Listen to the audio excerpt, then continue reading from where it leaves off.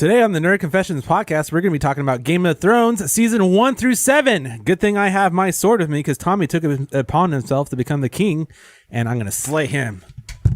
Ugh. Mission accomplished. Yeah! A Lannister always pays his debts. A lion I have weird doesn't. arms. Look at my arms. One is longer than the other because I'm the Kingslayer. A lion doesn't associate with sheep. No, he lost half part of his hand here because he's the Kingslayer. See what I'm talking about? A lion doesn't concern himself with the opinions of sheep. Aha! That's the quote. You can't just hand a dried cock to a merchant and expect him to pay for it. He has to know it came from a dwarf. And how could he know? Unless he sees the dwarf. It will be a dwarf-sized cock. Guess again. Any man who must say, I am the king, is no true king. Oh, Hal, you read me? I'm sorry, Dave. I'm afraid I can't do that. And there is only one thing we say today. Not today. The Lannisters and their regards. This is a very good conversation. Hey, everybody, welcome back to Nerd Confessions, our safe haven where we discuss our thoughts and opinions on everything nerdy, geeky, techie, and whatever. It's been a week since our last confession, but before we jump right into it, we'd like to remind our listeners that you can follow us on various social media platforms, find previous episodes, and view our bonus content on our website, nerdconfessions.net. .net. What? Hi, I'm Tommy, the moderator for this episode, and I'm joined by Ellie, Hello. William, Hi. and Sohail. What up? In this episode, we'll be talking about Game of Thrones from seasons 1 through 7. Beware, there may be some spoilers for the seasons. And if you haven't watched Game of Thrones and you plan to, I highly suggest you watch it right now, then tune back and watch our episode to see what we think about it. Binge through it. And binge it.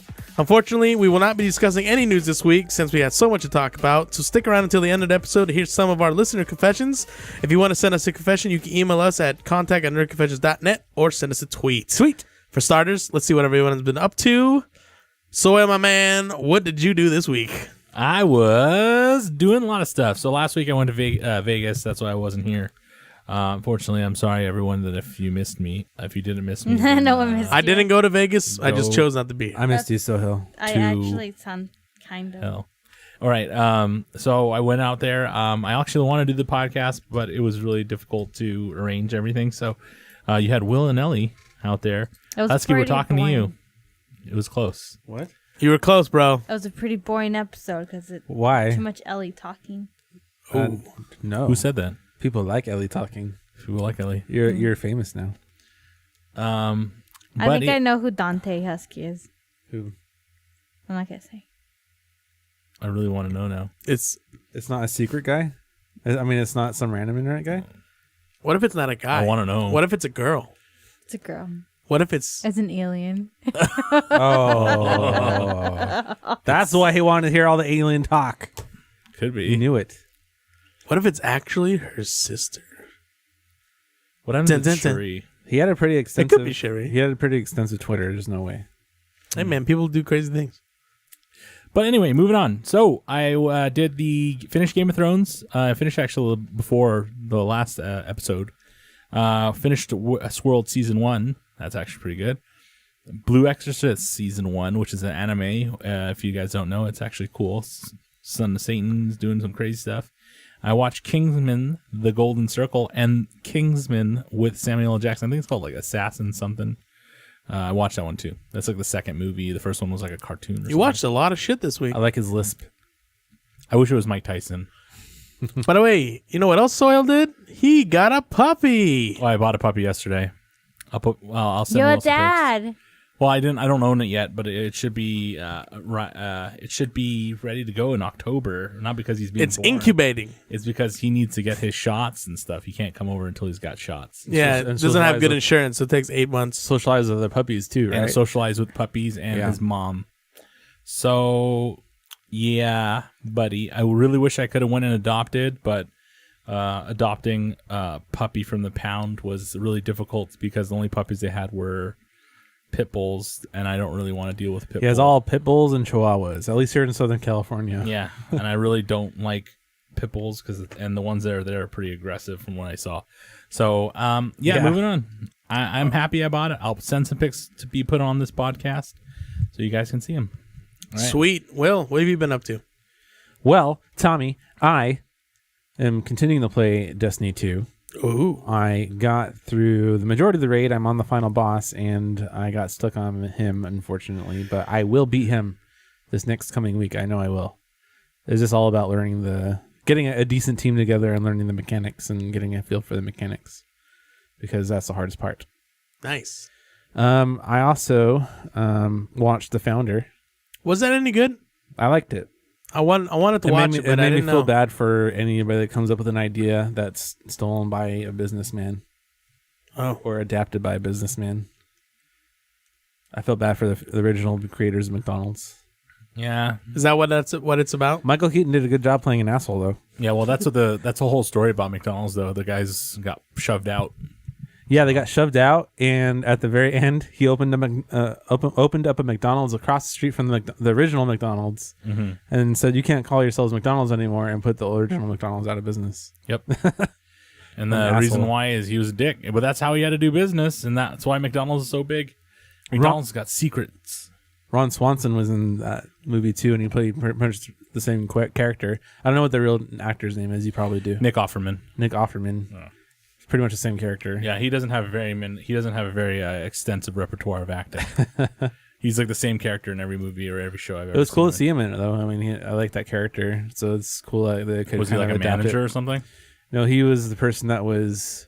You take the carpenter side of him that makes everything perfect, and that was him that was in this movie. Oh, okay. Basically, we're gonna make this kitchen perfect. That's cool. I mean, McDonald's got all kinds of secrets. Like their Szechuan sauce. No. Oh. And also went to Universal Horror Nights with Ellie, Yeah, we went. and my feet felt like they were gonna fall off by the end of the That's day. all right. Damn. Did you guys get scared? No. Ellie, did you get diddled by a monster? Diddled by a monster? I meant scared. I'm sorry. That's not what I meant. Tickled. You know what? I usually don't get scared, but this time I decided, you know what?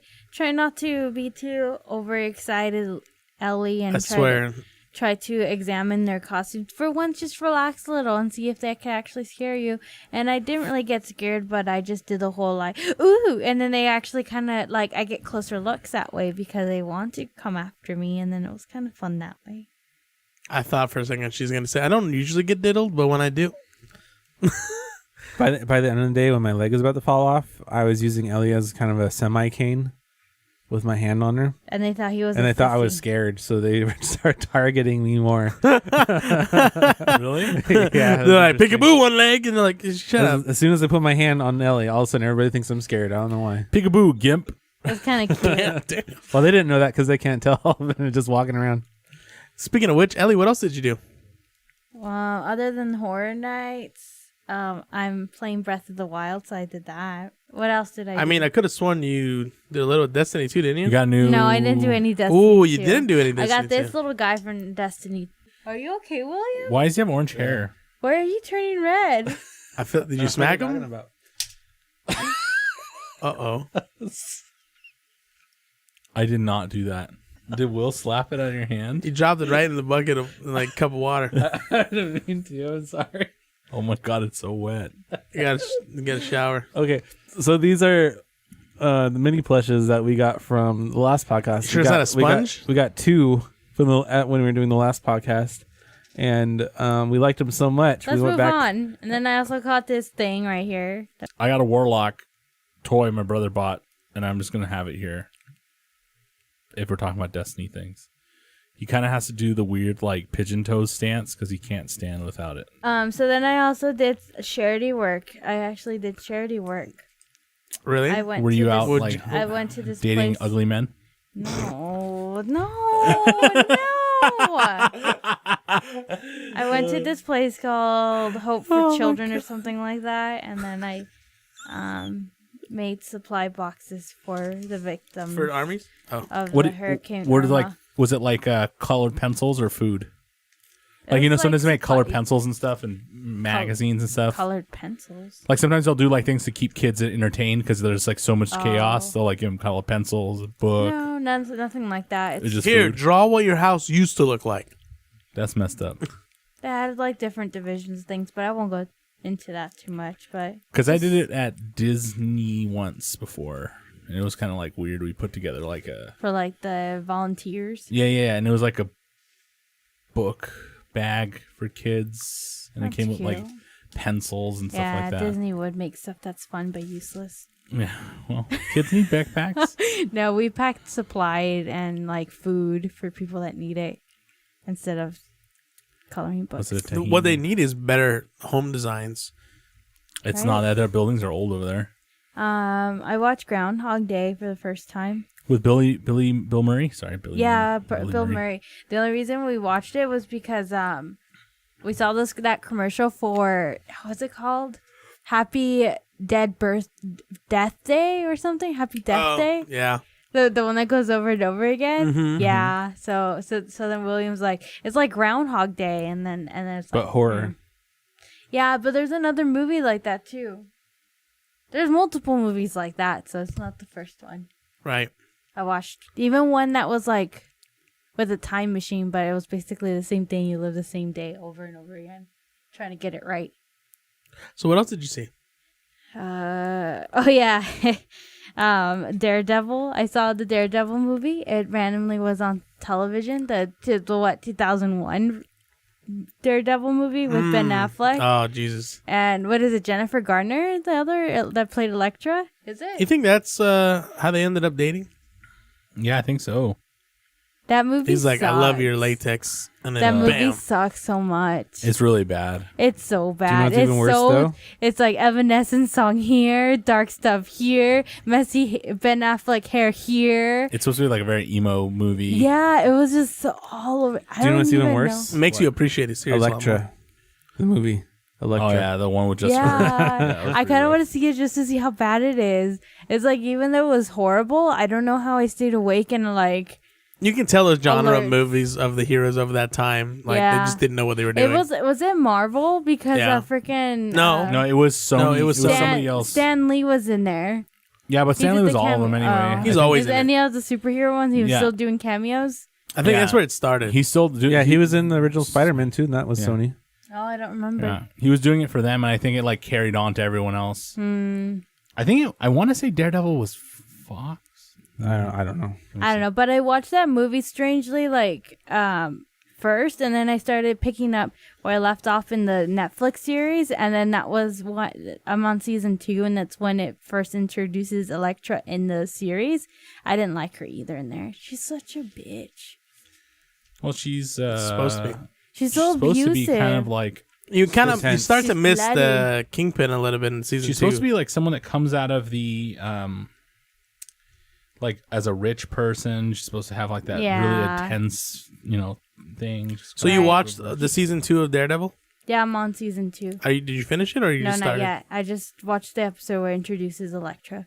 Okay. Where yeah, It gets it's really weird. good. That's probably of the 2. That's probably my favorite one.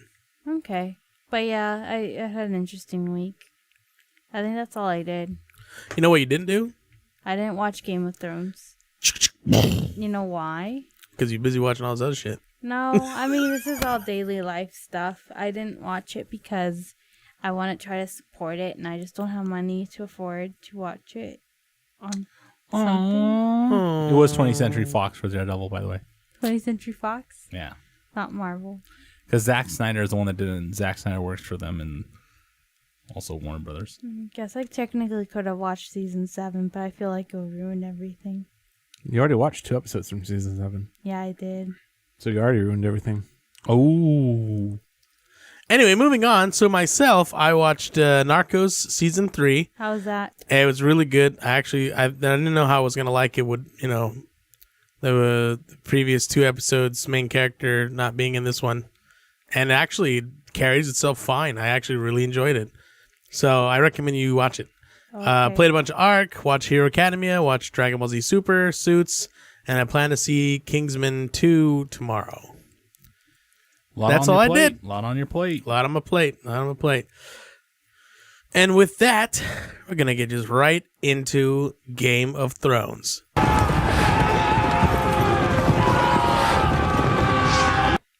Excuse me. All right, so we're going to go ahead and just go through every season and catch up. Since there's 7 seasons, that's 7 sections. Let's get into it. Before we start, got so much.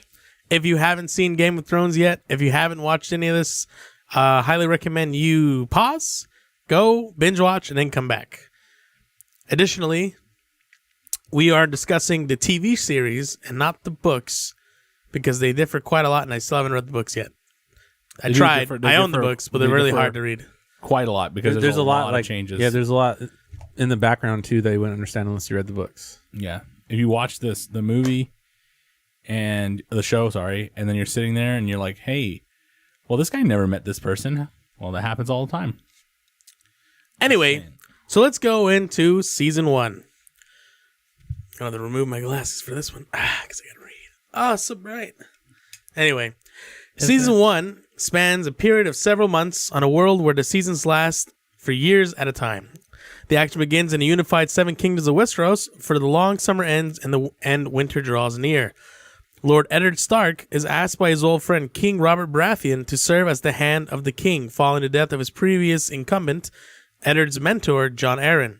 Eddard is reluctant but receives intelligence suggesting that Jon was murdered. Eddard accepts Robert's offer, planning to use his position of authority to investigate the alleged murder. Meanwhile, on the eastern continent of Essos, the exiled children of House Targaryen, which Robert destroyed to claim the throne, are plotting to return to Westeros and unseat the current king. To this end, Viserys Targaryen arranges the marriage of his sister Daenerys to Khal Drogo, the leader of a 40,000 Dothraki warrior army, in return for the use of his warriors in invading Westeros. For her part, Daenerys just wants to find a safe refuge far away from King Robert's assassins and her brother's scheming ambition. You sure his name is not Rhaegar? What? His sister's... Rhaegar is the one that wanted her to get married to the Dothraki, right? No, it's Viserys. Rhaegar is another brother. Viserys a woman? No. Viserys is the first guy. Okay. There's two brothers. Okay. Anyway. Where was I? Finally, on the northernmost part of the northernmost border of the 7 kingdoms, the sworn brothers of the Night's Watch, the guard of the wall, a 300-mile-long colossal fortification of ice which has stood for thousands of years. The Watch defends the wall against the lawless wildlings who live beyond, but there's rumors and speaks of a new threat arising in the lands of the perpetual winter. Also, fun fact, Westeros is ruled by 9 great houses, who in turn command hundreds of lesser vassal houses. The 9 houses are Houses Stark, Arryn, Tully, Greyjoy, Lannister, Baratheon, Tyrell, Martell, and Targaryen. These are the 9 great original houses, and each of the houses rules a large region and commands significant armies and power in their own right. Now, it also should be noted that this whole story spans several continents, so it's not all in just one city. So you're always jumping around from place to place. So for the first season, what was your guys' initial thoughts? Did it start too fast? Was it too slow? What do you guys think? The only interesting character was one interesting character, and that was Sean Bean. Who plays Ned Stark. By the way, Viserys and Rhaegar look very similar. Yeah, they're supposed to. Yeah, they look exactly the same. Yeah. That's why I was like confused. So Viserys is the younger brother, Rhaegar is the older brother. The one thing I don't understand is the wildlings. Why are they out there? Why are they lawless? Why don't they live somewhere else? Why beyond that wall? Because that's where they were. That's where they were. They're free folk. Are they stuck there? They wanted to live. No, because they don't want to live under serfdom. Yeah. They didn't want to be ruled by kings. Anywhere from the wall down, you're ruled by a king. No, they're free. They can do whatever they want. Yeah. But in the other realms, you have to be a serf. Yeah, you have to work for the or house. a slave. Your choice. Exactly. But it's all cold up there. It's like totally frozen. That's the only place the kings don't want to be. Winterfell. That's what I'm saying. And they believe that cold makes them stronger. Their character, that makes sense. Their character is that no king wants to come up here, so I don't care. So I'm gonna stay up here myself. But anyway, I thought that season 1 was very slow in the beginning, but it had a lot of story building to do, which is true. If you don't know what happened in season 1, then shame on you.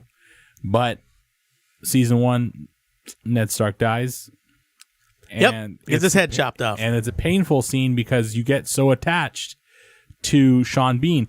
But if you didn't know this, Sean Bean's like the second most killed off person in all movies. Like Lord of the Rings. Yeah. Like Lord of the Rings, like 007, like so many other movies he was in. Oh, yeah. He's In 006. In fact, GoldenEye. it's his beheading that actually I think sparked the popularity in Game of Thrones, because a lot of people who were watching the show who didn't see the or didn't read the books, all of a sudden you're watching it and it looks like he's the main character, and you're like, all right, he's gonna fix everything and da. He's the good guy. All of a sudden, right when the series ends, they chop his head off and the series ends. And you're like, oh, what the fuck? Like, this guy just died. Like that what? And so immediately everyone, poured all over the internet. Everyone's like, what the hell happened? Holy shit, he died. Because it's not usual. You're used to like, the hero sticks to the end and he doesn't just get killed in the first season like that. And so you're like, who do you root for when all these, because Game of Thrones has a lot of characters in it. There's a lot of people involved, and there's a lot of people out for the Iron Throne, which is a giant throne of like 200 or they say thousands of swords that are melted by a dragon's breath into the shape of a throne, which the king of Westeros, ruler of the Seven Kingdoms, sits on, which currently is Robert Baratheon. And there's a lot of guys scheming to, people to take that power. And so you see Ned, who looks like this guy who's like a father figure, or he is a father figure, who's also a really good guy. And then all of a sudden, like, he just gets killed. And you're like, oh wait, what? That's like watching Spider-Man and then Spider-Man gets killed. But if you didn't assume that he was going to die, then you crazy, because he died in like a bunch of movies. Well, I mean, you can't, not just going off of the character in real life, but like, like the story-wise, you think like, at least he'd survive 2 or 3 seasons. But no, you kind of felt right away. You kind of felt it was going towards the direction in the middle of the season. You're like, oh yeah, man. but usually like, he's getting trapped by not smarter people, but conniving people. Yeah, people who don't have the sense cunning. of morality that he has. Yeah.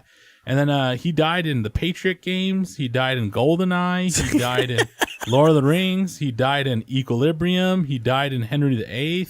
He died in The Island. He died in The Hitcher. He died in The Black Death. He died in Game of Thrones. And yeah, Jesus Christ, this guy's died a bunch of movies. Okay, what are your qualifications? I'm really good at dying. I'm good at dying as a big actor. Big ham. I'm good at moving the story plot. But he's a character that everybody still misses. But he comes back in memories and stuff like that. So he really never leaves this. He kind of leaves the set, but he comes. Maybe he filmed everything. He's always talked about. Yeah. I mean, he was a really big figure, and he was like the guy who kept the North kind of under control. And you kind of see cool stuff about him later on. But I don't want to spoil anything on the season. Now. There's a lot of characters that go into play, and there's a lot of schemes and plotting, and it should be known that there's a lot of things, and there's a certain character that I'm going to point out that kind of caused all this, and you're going to see what kind of goes down. But let's move on to the second season. What?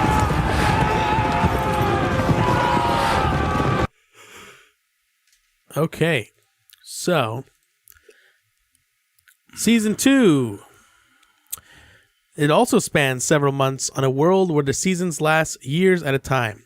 The Seven Kingdoms are at war, and with the King of the North, Robb Stark, who is Eddard Stark's son, fighting to win the independence for his people and those of the Riverlands, Robb decides that he must win the allegiances of the fiercely independent Ironborn to his cause.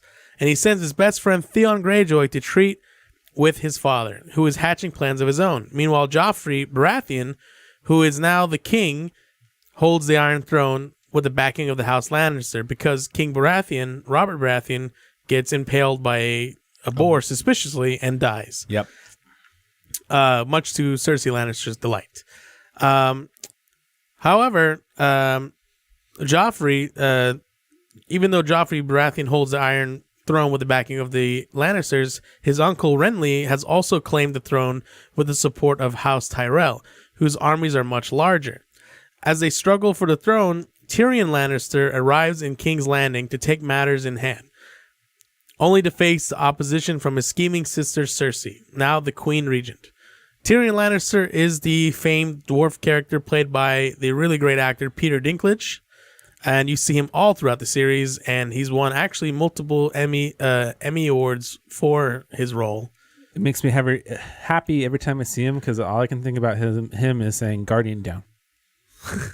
Guardian down. Guardian down. Is that's who he says it? Original vanilla Destiny he did. Eventually they took him out because I don't know, he was too much of a prima donna and didn't want to do all the expansion voices. I don't know, but I really like him. He really I think it was because he plays was his too role. busy, and then he didn't. He might have been too busy because he was doing To this. phone it in? You don't have to Maybe be the there phones. anymore. Well, that's what we think, but You they don't might know. have Maybe been they like, don't you make need to phones come for in. him. huh? Maybe they make phones his size. Wow, that's fucked up. Okay, moving on. That's terrible. I'm sorry.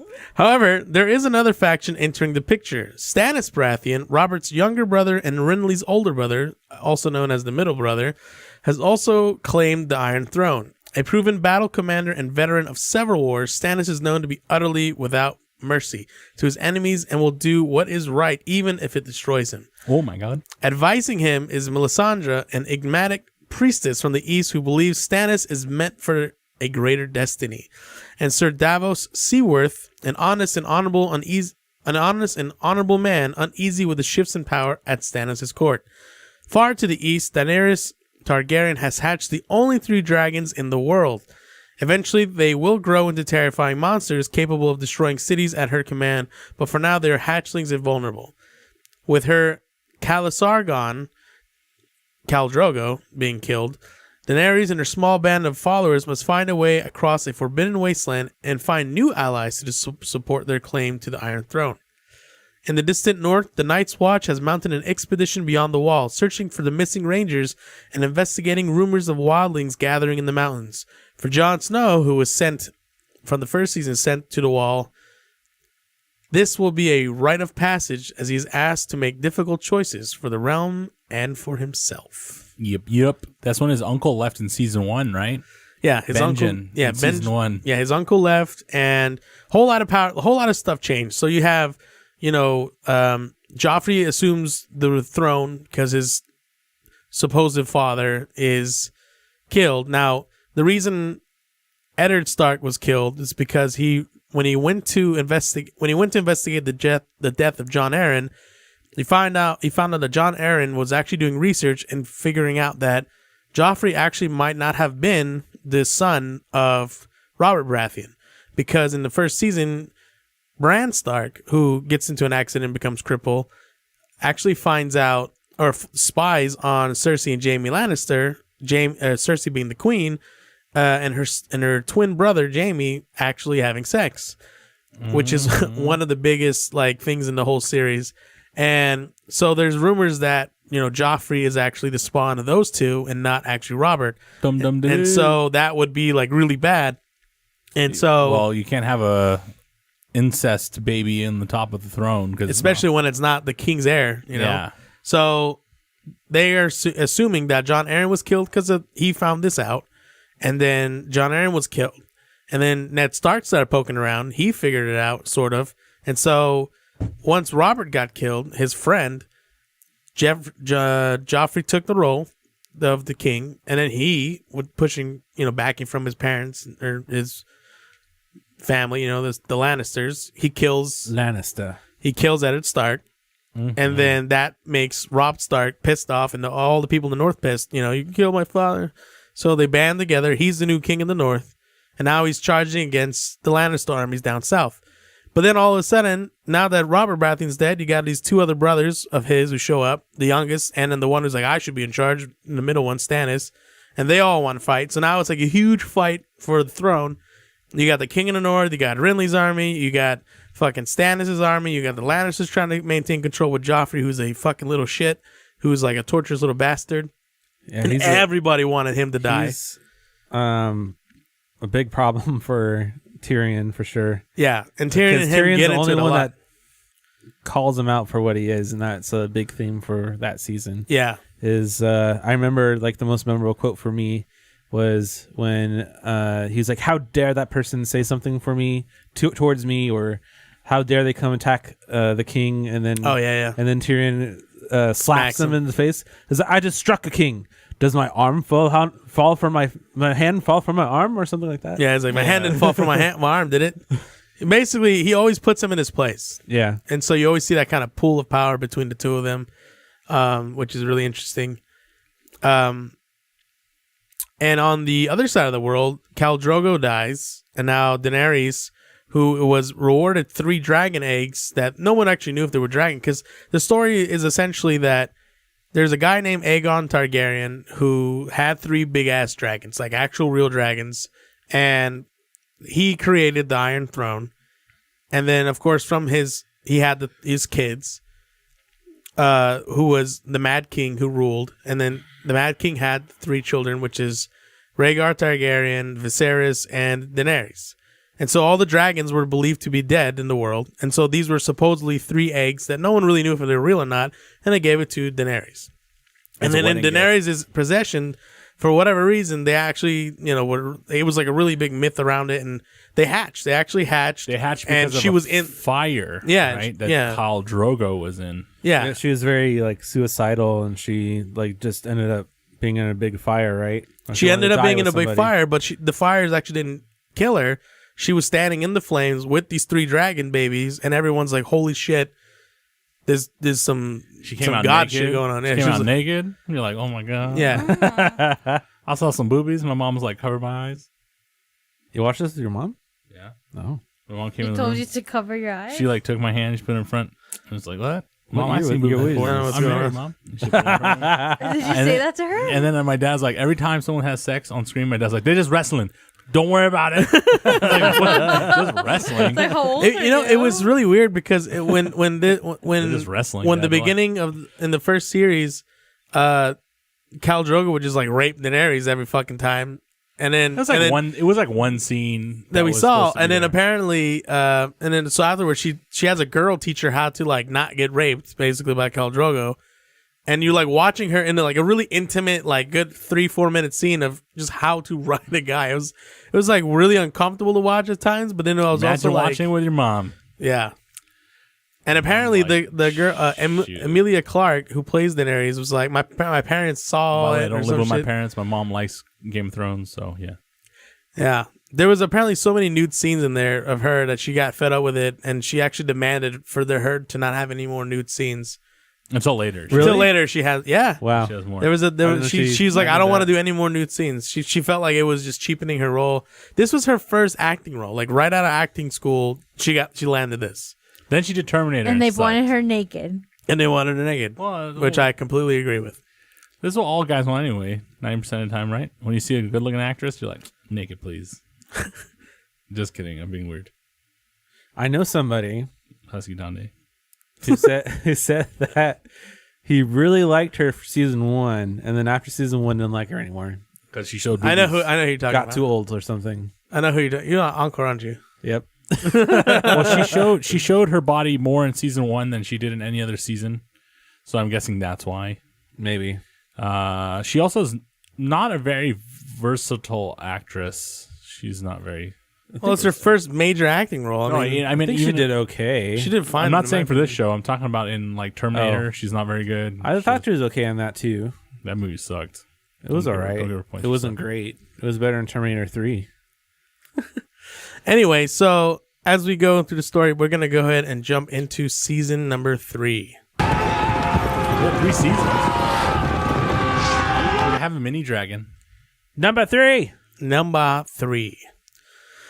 The All North, right. the Who North dies in this one? remembers. Petra's Farm remembers. The North remembers. Right. Hey, William, once Anyway. let's finish talking about this. Later, autumn has fallen across the world, See and it? the winter is not far behind. The people should be preparing for years of snow and ice, but the 7 kingdoms of Westeros instead remain gripped by civil war. Would-be King Renly Baratheon has been assassinated, altering the alliances in the war. The cruel boy king Joffrey Baratheon has won a great victory by securing an alliance with House Tyrell, with his supporters defeating his uncle Stannis in an epic battle.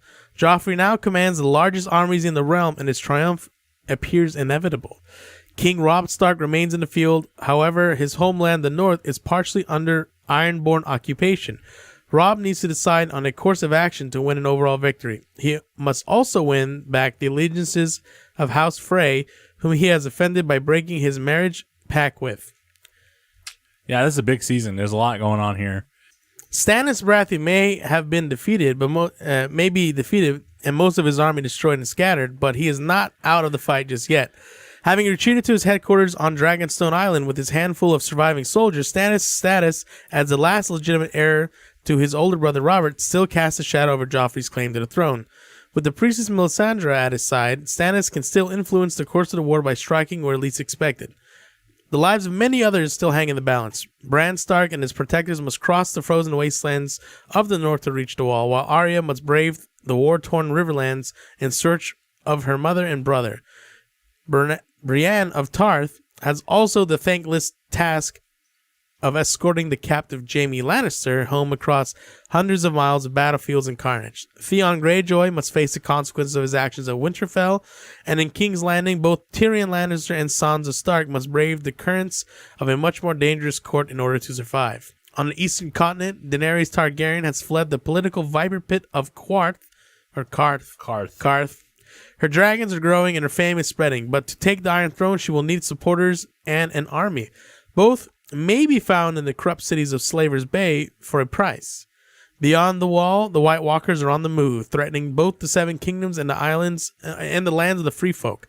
While the Night's Watch faces the threat of the White Walkers in the field, Jon Snow must infiltrate the wildling army of Mance Rayder and discover the King Beyond the Wall's plan. So there's a whole lot of shit. The Wall's plan. I like the walkers. So there's a whole lot of shit going on. So starting with Dragons? last season, you ended up having Tyrion Lannister be the giant hero and save everybody at the Battle of That was a really cool scene Battle of Bay something. with that shoot. fire shit. Yeah, the green The fire. green- So fire. so where that starts is that the king before Robert, Blackwater Bay. Blackwater Bay, yes, the king, Blackwater Bay. the That's king- right, where he got that scar. The king before Robert Baratheon was I forgot what his name is, but he's a Targaryen, and he was also known as the Mad King. He was Daenerys' dad, and there was rumors that he had a green fire that he was going to blow up the whole city because he was so suspicious of everybody. He was going to kill everybody with a green fire. But of course, he got assassinated by Jaime Lannister, who is now known as the Kingslayer, and it was on orders of his father, Tywin Lannister, and all this stuff. And it's all political. His name's Aerys II. Right. And it's all political, which led to eventually Robert's rebellion, which is Robert Baratheon taking the throne and basically hunting down the Targaryens. I wish the Kingslayer kept his hair long because he looks terrible with short hair. Wait, do you know? It's a progression. When you watch this season, you find out that the reason why all this war start was Eliana. Well, there's a whole lot more. Well, she was a real big reason for it, but I'm not going to explain it. And more than that, I just want to say Eliana becomes like if she's such a small character because you never see her, but she's the whole big reason why there was a huge push against Aerys because there's the biggest reason for all this is Tywin. He is the mastermind behind all of it, and the reason is because we're talking about the whole war because all of it because we're talking about usurper stuff. No, because I know, and the reason is because Tywin was really the guy who was Tywin and Aerys were friends. They were really good friends growing up, and Tywin came from nothing, and Aerys was Targaryen and all this stuff. He was heir, and Tywin essentially grew in power and he grew with influence and money, whereas Aerys was ruling by birthright. But everybody knows, like a famous quote that Tywin Lannister says, that if you think the king is the most powerful person in the kingdom, then you haven't learned anything. So he had a lot of influence, a lot of power, and Aerys, throughout his old age, as he got older, got suspicious of Tywin, and basically there was a lot of attempts to throw him out and a whole bunch of stuff going down.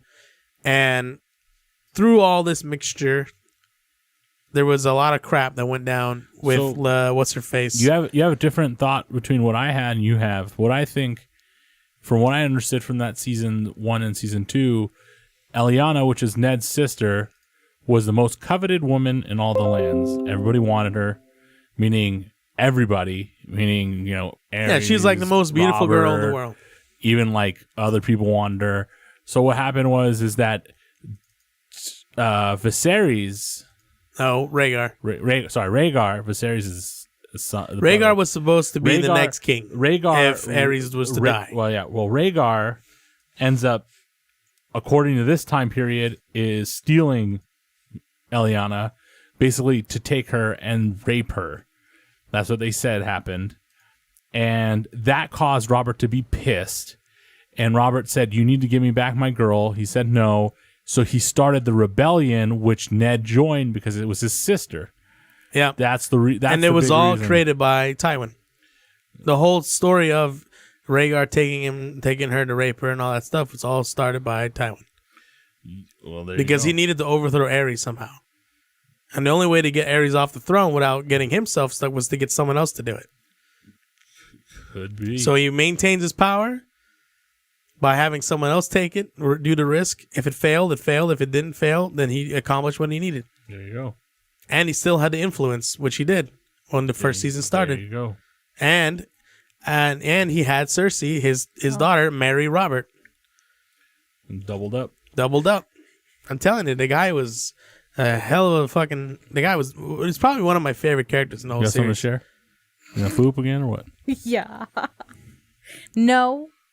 This character just makes Ellie want to poop. Really Yeah, bad. just thinking about it.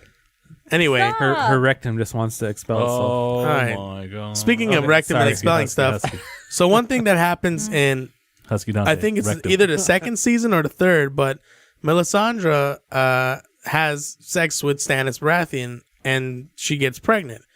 And then within like a couple of weeks, she's like full-born pregnant and she releases some like demon thing out of herself. And that demon goes and kills Renly Baratheon, which Stannis needed so that he doesn't have to worry about Renly. So that happens. And the person who was supposed to protect Renly... That was the stupidest thing. That was crazy. And then the person who was supposed to protect Renly Baratheon... Smoke ass baby. I hated that. That was so yeah, stupid. because apparently Melisandre is supposed to be some like kind of witch or something, and she serves the Lord of the Light, which is some god of the fire. I and flames never got. That we I didn't never got understand. the Lord of the Light. Well, we still don't that's know me. completely. It was kind of like the But- Cylons. He's somewhere. He's a part of it somehow, and it ties in a little more later on during the series. But there's a lot of twists and turns. You can't I explain don't everything. understand the smoke baby shit. It pissed me off because she couldn't do it again. She couldn't make no more smoke babies. You gotta make like 1 million smoke babies, kill everybody. Like, why don't you only make one smoke baby? Just sitting over there, smoke baby ended up. Come on. Okay, but anyway, so as all this is going down, It's like came out and poofed out some pussy fire. so anyway, Stannis is took out his brother and then took out the opportunity to go and basically take King's Landing. But Tyrion, as we talked about, used his brains and used the black fire. He found the black fire or the green wildfire that the Mad King was supposed to use, and he used it and blew up the fucking ships that Stannis was coming in. Yes. Because the Lannister army still wasn't there. They were really far away. Jaime Lannister got caught by the North, who by Robb Stark's army. And in the meanwhile, Theon Greyjoy betrayed Robb, and they took the North, and they supposedly killed the other two Stark boys, even though they didn't. Killed Bran and Yeah, they thought Bran had died, but Bran escaped with two or three people who were watching after him, and he escaped into the North, into the winters of the North. He kept getting some kind of visions, and he felt like a pull to the three-eyed raven, so he disappeared. So he's got his own storyline going. So there's a whole lot of storylines and a whole lot of shit starts. This is where it starts to unfold a bit. The crazy shit's happening. You got things going on all over the place. You got the whole.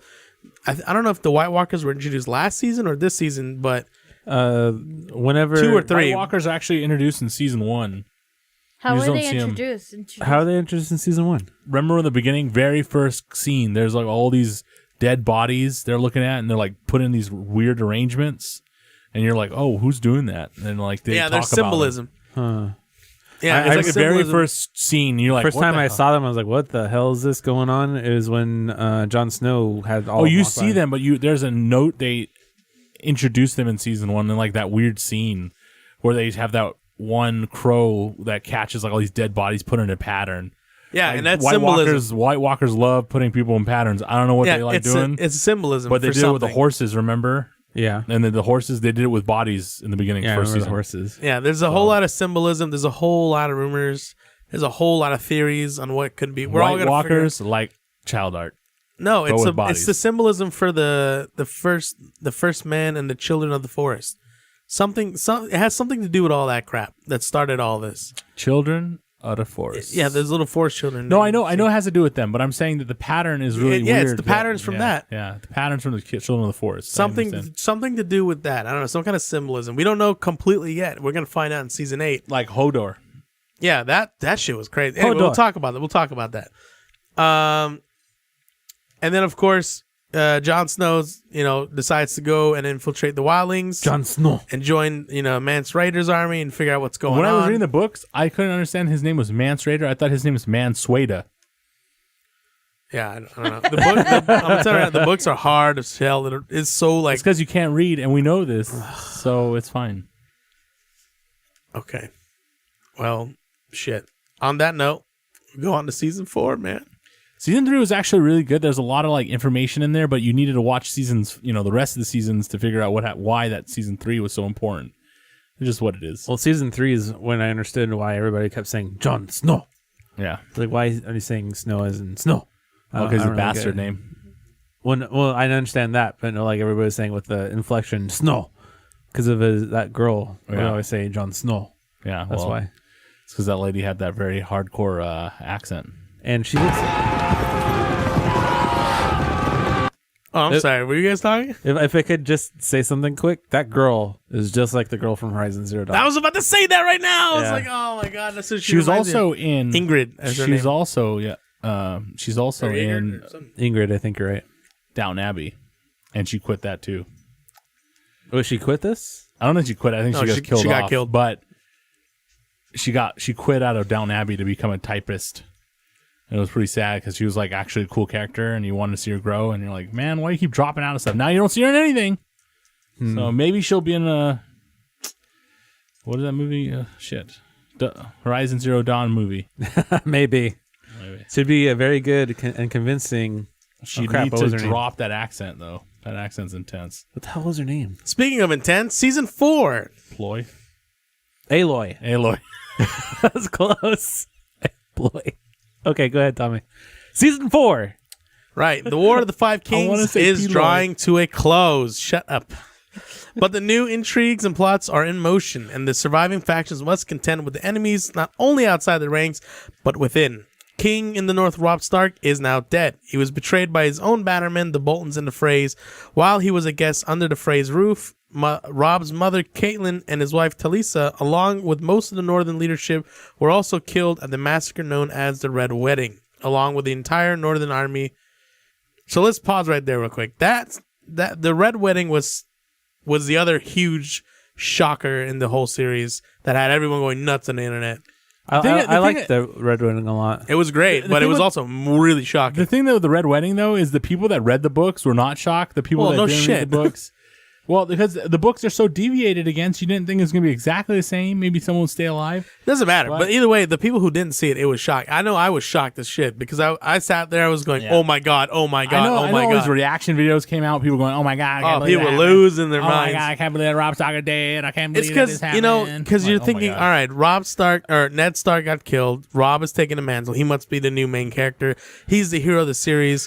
And this is what they do really well in this is that you don't know who the main character is yet, but they give you this influence that you think you know who it is, and then they just take it away, which makes it like, oh my God, I can't believe they just have what's going to happen next. It keeps it interesting, I think. It adds to the story. I think what people need to understand is that George R.R. Martin doesn't give a fuck if you like a person. He's like, this is how he writes. You like this guy? He's going to get his eye chopped out, and he's going to be burned on a stake. Have a great day. Yeah, like people really like Jaime Lannister, and then they cut off his hand. And you're like, shit, now he sucks ass. He still wasn't boring. I mean, now his character is more... I also liked him with his hair long. Okay, dude, I don't know what's with you. Retarded with his hair short. It's supposed to show growth of the character. That's ungrowth. He ungrowed his hair by getting... Oh, but it's supposed to say he's not as ungrowth. No, but it's like, all right, when he had the long hair, he thought it was maturity. Yes, it wasn't like being so like, I'm a prince, I'm like a sexy model that can fight and destroy everybody. No, he's wounded, he's injured, he's like matured, he's older. There's more white in his hair and his beard. He's definitely seeing the world for what it is now that he's not as useful as he thought he was. His world kind of shattered, and he saw a whole different kind of light to it now. His character is really great. Anyway, the Red Wedding, it was one of the biggest betrayals. The biggest meme going around was, holy crap, the janitor from Harry Potter got his revenge. Yeah, he did. Because that's who plays Walter Frey, who I forgot what his name is. I expected him to be caressing a cat the whole time. Right? But he plays it really well. Yeah, he plays Walter Frey really well. There's scenes that they kept in the show because he did such a good job. I'll talk about that later. But he himself really played his character really well, and I thought that was really well done on his part. But the Red Wedding was the season shocker that got you like, oh my god. It also made you realize that the Lannisters are some real mafiosos, because there was a scene where Reese Bolton, right before he stabs Robb Stark, he goes, "The Lannisters send their regards," and then he just stabs him, and then someone stabs his pregnant girl. Yeah, it stabs the girl, the pregnant wife first, and then it stabs him, and then the mother's watching the whole thing, and then eventually she gets killed. Like, it was a whole bloodbath. The mom knew beforehand. She noticed. She noticed. First thing she noticed was the Reigns of Casimir were playing, which is the Lannisters like banner music, and then she saw Roose Bolton lift his sleeve up and it showed chainmail under his clothes, and then right when that happened, fucking shit went down, and they killed the wolf. It was so traumatic. And then like at that moment also, fucking Arya Stark shows up. Finally, she finds her brother and mom dead, and the Hound takes her away. Yep. She sees her brother running around with a wolf head on. Yeah, dude. She's straight. Yeah, they chopped off her brother's head and put it on a wolf's body or something like that. No, they put the wolf's head on top of his body and said King of the North. Oh, yeah, something like that. Yeah. And freaking, like, it was really brutal. I mean, she saw her dad get beheaded. Now she's seeing her brother beheaded and her mom killed. She's seen a lot of traumatic stuff. She's only, like, supposed to be, 12 in the book, in the story? Yeah, 12 years old or something? Really young. Super young. Already, like, so half your family murdered. Yeah. Jesus Christ. Marco Minka says, that's all Tywin's doing. Lannisters ain't shit without Tywin. And that is very true. If it wasn't for Tywin, you can see it once, because eventually Tywin Lannister dies. And once he does die, the Lannisters fall completely apart. Like, shit hits the fan.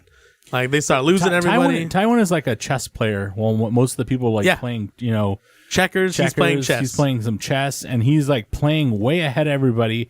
He seems very calm. He seems like he's not really. He's very wise, but the one thing that kills, because originally his father was like a loser, and their family was nothing, and he essentially built everything from scratch. He became a really good soldier and grew up in the ranks and became a good general, and he built the family name. He built what it meant to be a Lannister. He built the whole Lannister pays their debts. All of that. He built the whole reputation of the Lannisters and being rich and gold and lions and all that. And all of a sudden, the mastermind behind it all disappears. The rest, who have been just enjoying the luxuries of his work, didn't really know how to take it over. And so you see kind of that downfall of the Lannister family.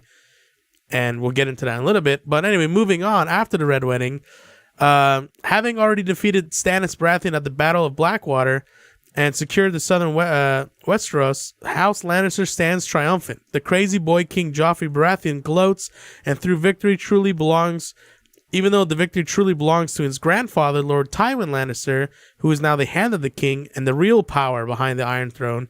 As a reward for their betrayal, Tywin has granted the Boltons rule of the North and the Freys with rule of Riverrun. Although the castle remains rule with Riverrun? Yeah, so they gave the Freys the rule of Riverrun, the lands of the Riverrun. They can rule it. It's theirs. Okay. And the North is the Boltons, and this is the reward for betraying the Starks. Oh wait. Marco Minka has one more thing to say. When Tywin was hand of the kings, 7 kingdoms prosper. They did. Because he was not only controlling the armies, he was also controlling all of the wealth, and he was controlling everything. He knew exactly what every penny was going. So that was that.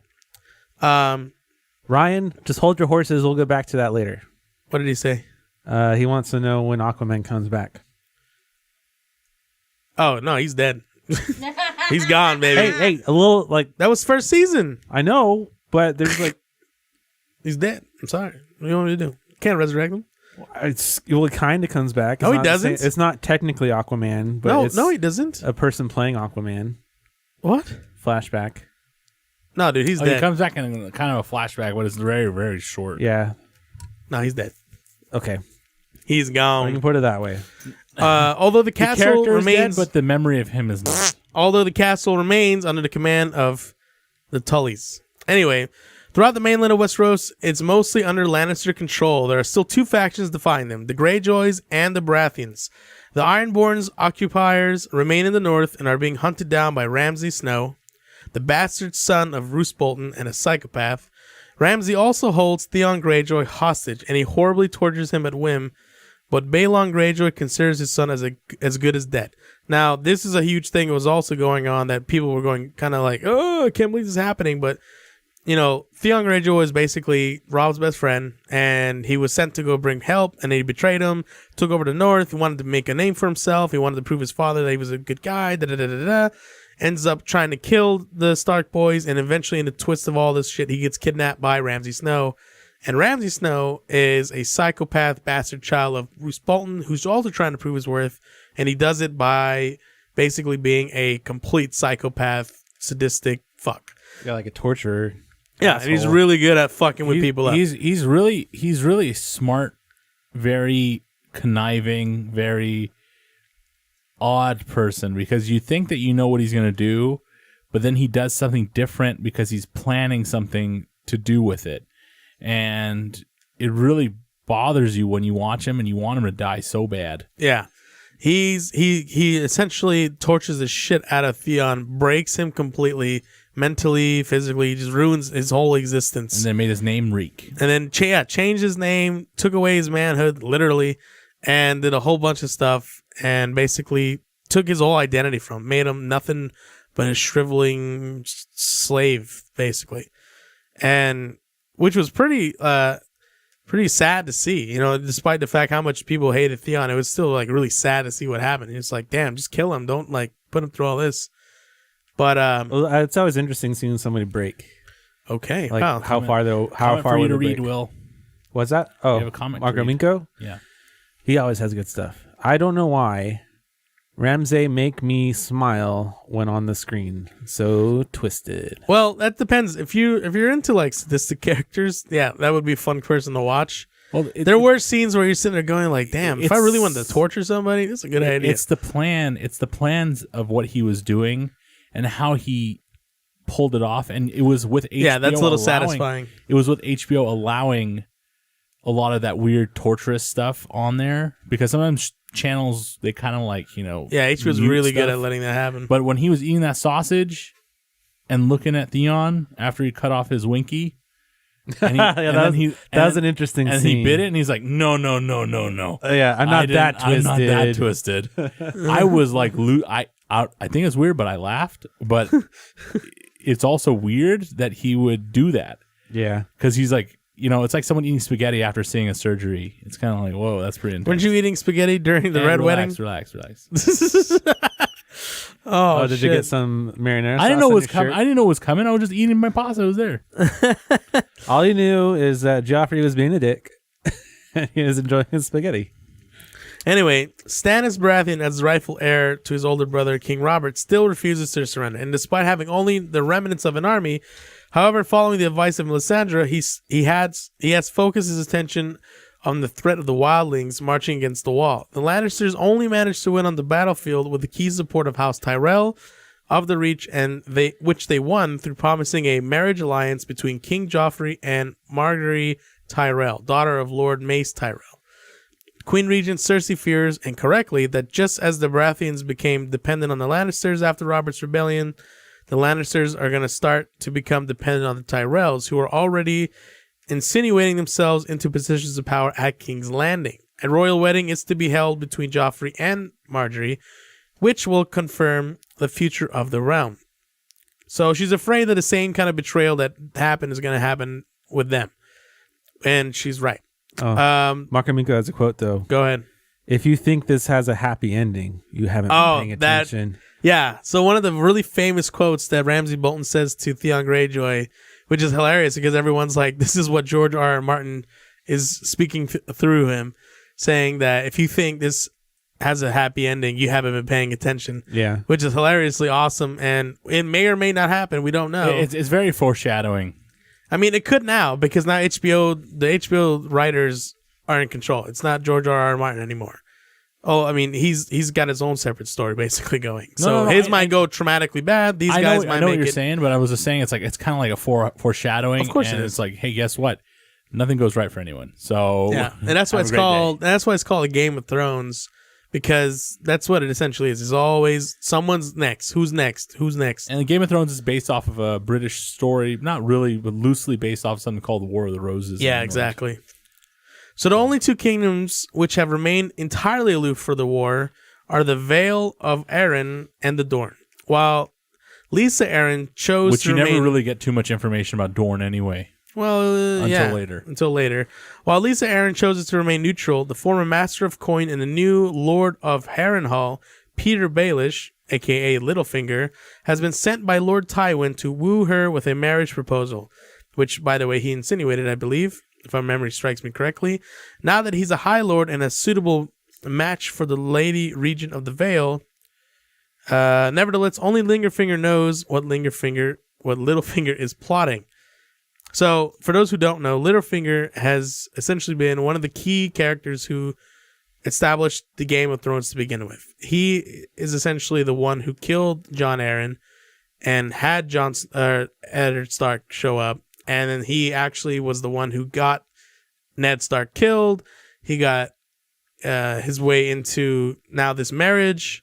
He just constantly plots the next move, and then eventually down the road we find out he wants to be the ruler of the Iron Throne.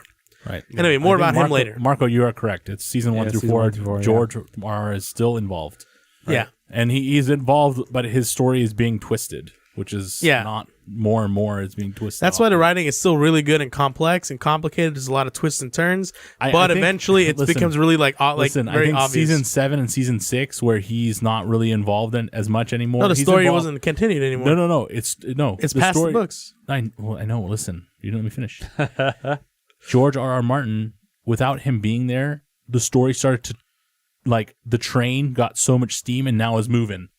Before, it was like season 1 through 4, the train was Well, that's big reveal. 9 season. Every season from season 1 to 4, episode 9 was huge. Yeah, and then he did it like that. Season so that, 6, it went Yeah, because throughout the whole series, this whole story is based upon connivery and chess playing, right? Is that a real word? I believe so. Connivery. Shut up. There's over 1 million words that are locked away that is not an actual word, but it's actually a word. Now, What? Okay. What kind of cocaine you on? There's words that are words, but not actually words, but words. Go ahead. Sorry. as I was saying, Littlefinger is essentially pulling all the strings right now, even though so is Tywin. But Littlefinger is low key pulling a shitload of strings, and he's causing a lot of crap to go down. Also using Sansa and all this other stuff. Anyway, for their own part, I hate the way he says Sansa. By the way, Sansa. I hate that. I love you like your mother. I hate that. Creeper. Anyway, for their own. By the way, Littlefinger in the books is apparently way smarter than he is in the show. Yeah, they actually dumbed him down a lot, and people got really pissed because he's supposed to be one of the coolest characters because of how conniving he is, and they made him like a fucking idiot. And because there's a famous quote he has where he says, "Chaos is a ladder. Many who try to climb it fail, and some are given an opportunity." But they back down. They cling to the realm, to the gods, and to love.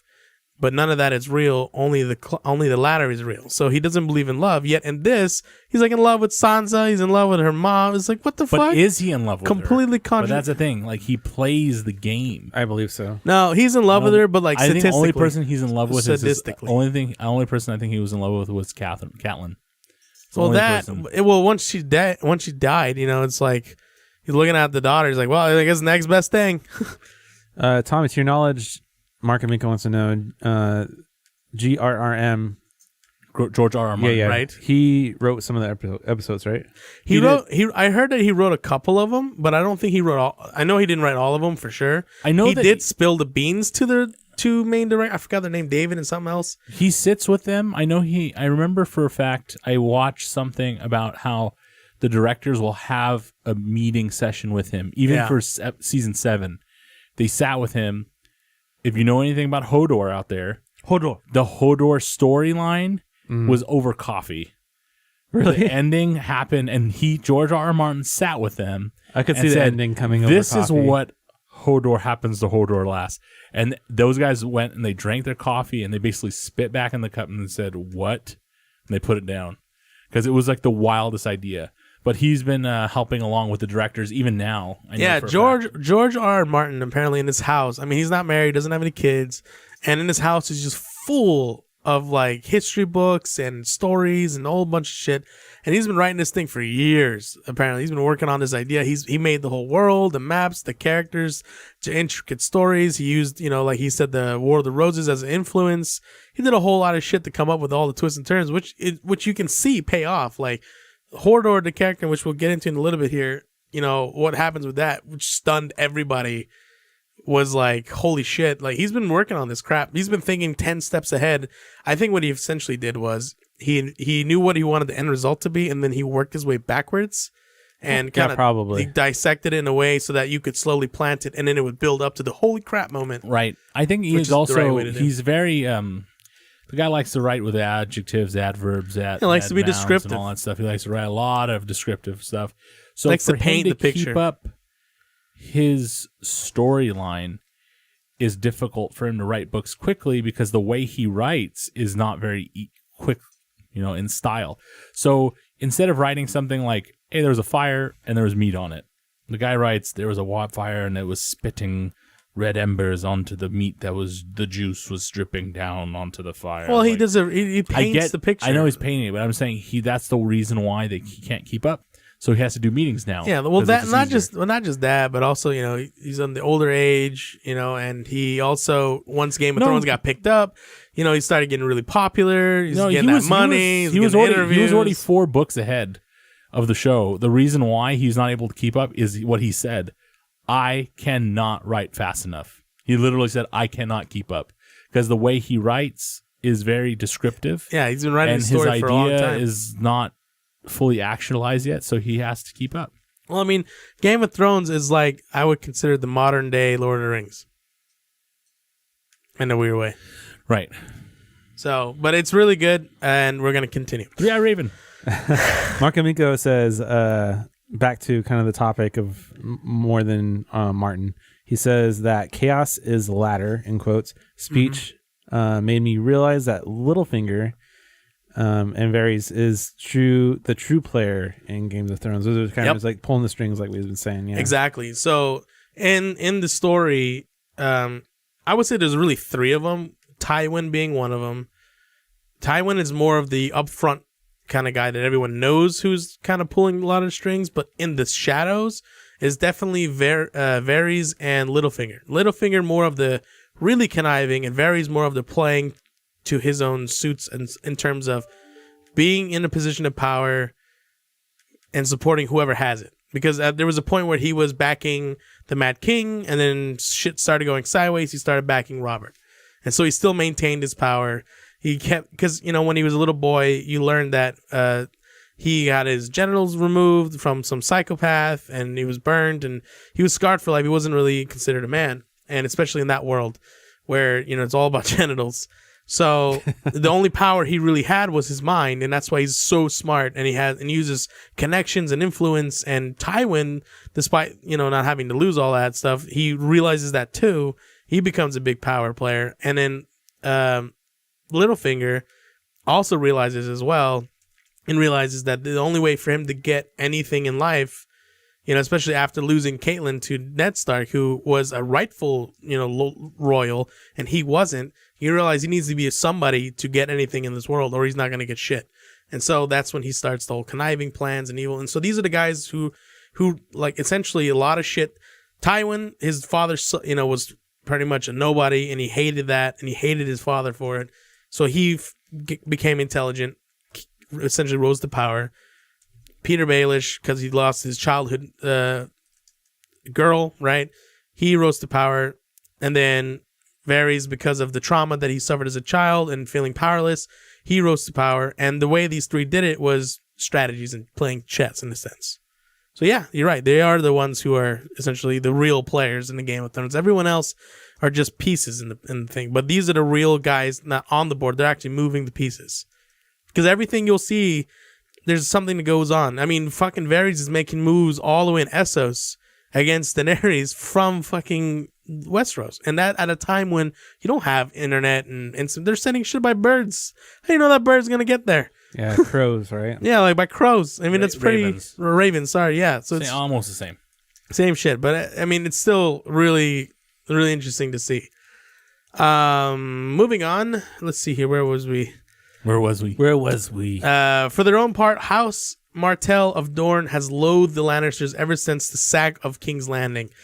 When Sir Gregory Clegane raped and killed Arya Martell. Now, this is... Elia Martell.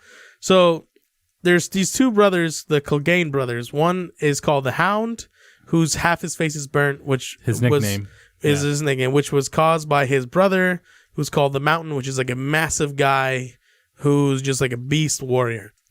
And he's famous for raping and murdering Arya Martell, the sister of Dorian Martell, the ruling prince of Dorne.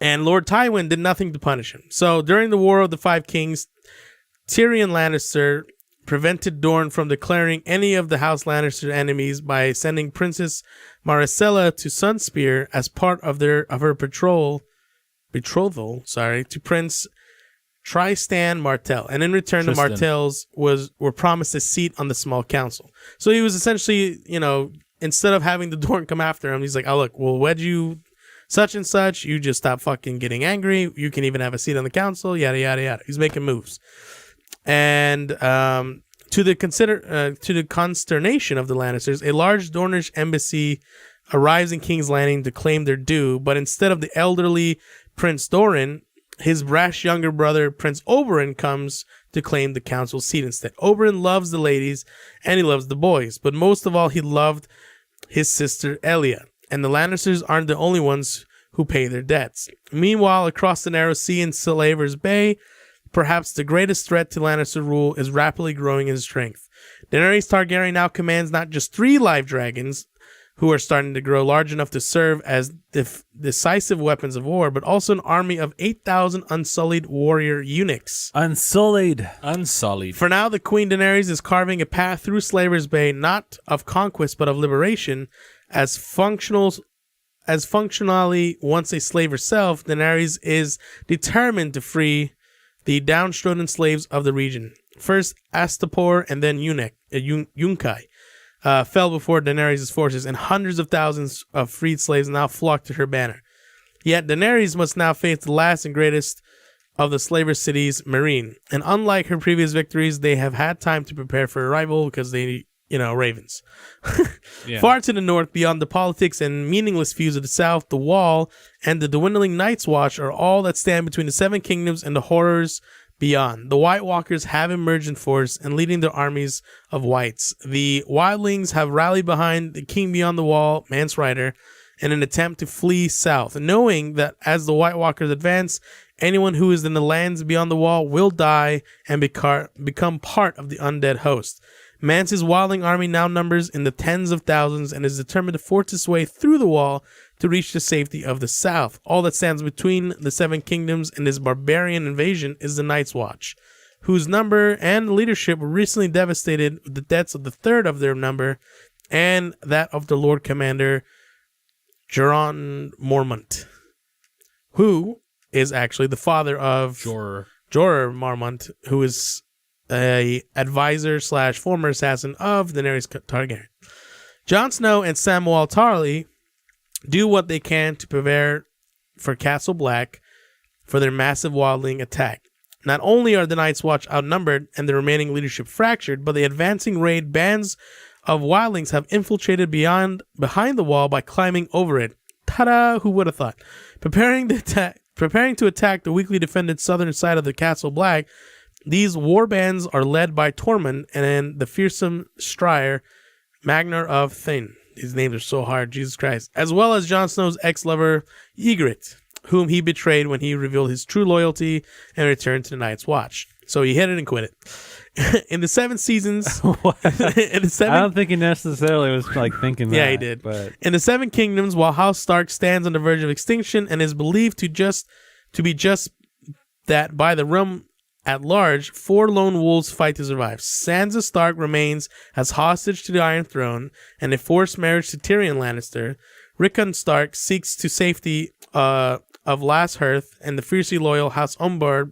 Bran Stark and his companions, Hodor, Jojen, and Maria Reed, have crossed the wall chasing a vision, and Arya Stark, having lost everything and forced to rely on the protection of a man she hates, also known as the Hound, clings to survival and her thirst for vengeance. So there's a whole lot of shit that went down in season 4. Yeah. Before we continue, though, Marco Minko, Oberyn is one of his favorite characters for him. Yeah, I really liked Oberyn as well. Oberyn was cool. The problem with Oberyn is that his character wasn't developed to the point where you knew he was going to stay. You knew that the character was going to go soon because the way they brought him in, he was like a lot of him, and then a lot of energy, a lot of energy, a lot of him in there. And then when you know that's happening, they're going to kill him off quick. A lot of backstory. Not to mention, fast. have you noticed that any character who's not essentially super damaged gets killed? A lot of the ones who remain have some damage to them. What I mean is whenever a character has very little talked about them, little backstory, little bit sprinkles here, little bit sprinkles here about information, they last a long time. A long story arc because you want to see a transformation of the character. Right. Yeah. But with Oberyn, you got like really fast. His sister got killed by him. I'm going to kill him. Oh, I joined the small council. Oh, I like my sister. I like sleeping with men and women. And boom, boom, boom, boom, boom, boom, boom. Done. And then you know he was going to end. And it really made me sad because he seemed like a cool character. And he seemed like, he brought that like... That fire of like... What Spanish heat. In the show. Yeah. And he was really cool. And I really liked him. But the problem with his character is that we didn't know what was going. I don't know if they were going for like a Spanish vibe or a Middle Eastern vibe. They're Spanish. It's 100% Spanish. Yeah, okay. Those guys are like Spaniards through and through. And the reason I know this is because the place they used as the castle for the Dorne, the gardens, I was there. I was there in Spain. It's that's Alcazar. right. That's right. I mean, I was there. I was like, this is Spain. It's just maybe it's the southern part of Spain. It's not like the northern part, so it's like the area where Sevilla is and this and that. So it's going to be like kind of mixed with Arab. The way they talk reminds me of Ellie's favorite actor. Oh, what's his name? What is his name? You know his name. Say his name. Scarface? What is it, Ellie? What is it? I don't know. Who is my favorite actor? I don't even know. I forgot. He was in Rogue One. Diego Luna. Oh, yes. Mr. Luna. Yeah, particularly one guy, especially during a part we'll get to a little bit later. So in this one, a whole lot of shit goes down, and I recommend you watch it. Okay. That season has this is the season with the amazing fight scene, right? At the end. What? Between Oberyn and... No, that's next season. That season. Oh, okay. Yeah. I forgot which season it was in. Yeah, that's the next season. So next season, season 5. Season 5! Season 5 starts off with... Dun dun dun dun dun dun dun. The War of the Five Kings, once thought to be drawing to a close, is instead entering a new and more chaotic phase. Westeros is on the brink of collapse, and many are seizing what they can while the realm implodes, like a corpse making a feast for crows. Ooh. Tywin Lannister is dead. No, he dies in season 4. Okay, well, we'll get to that. Tywin Lannister is dead, shot on the privy by his long-abused dwarf son Tyrion. The crazed boy King Joffrey Baratheon, Tywin's grandson, is also dead after being poisoned at his own wedding. So let's pause right here and let's see what happens. So first of all, there is a... What? Keep reading. Okay, you just jumped. Something fall on the floor? Yeah. Okay. Okay, so what happens is Joffrey gets poisoned. He's such a dick. Everyone hates him, and there's a plot to kill him. Was he poisoned or was he very constipated? I don't know. No, he was poisoned. Oh. So he was poisoned at his wedding. So what happens is he falls down, he's choking to death, and he points at... Because he's been picking on Tyrion this whole time. They're doing a whole back and forth thing. And he tells Tyrion to pour him a cup of wine, And so Tyrion goes, pours him a cup of wine, and after he drinks it, he falls down. As he falls down, he points at Tyrion while Tyrion's picking up the cup of wine, which I thought was hilarious. And Cersei immediately goes, "He killed my son." Like, okay, who would poison with the same cup and then pick it up while the guy is dying next? It just didn't make sense. Her train of thought was just from the hatred she had of him. It's because it's an easy blame, and and then you notice that how stupid Joffrey was, and you also notice how blind and he's the only one that threatened him.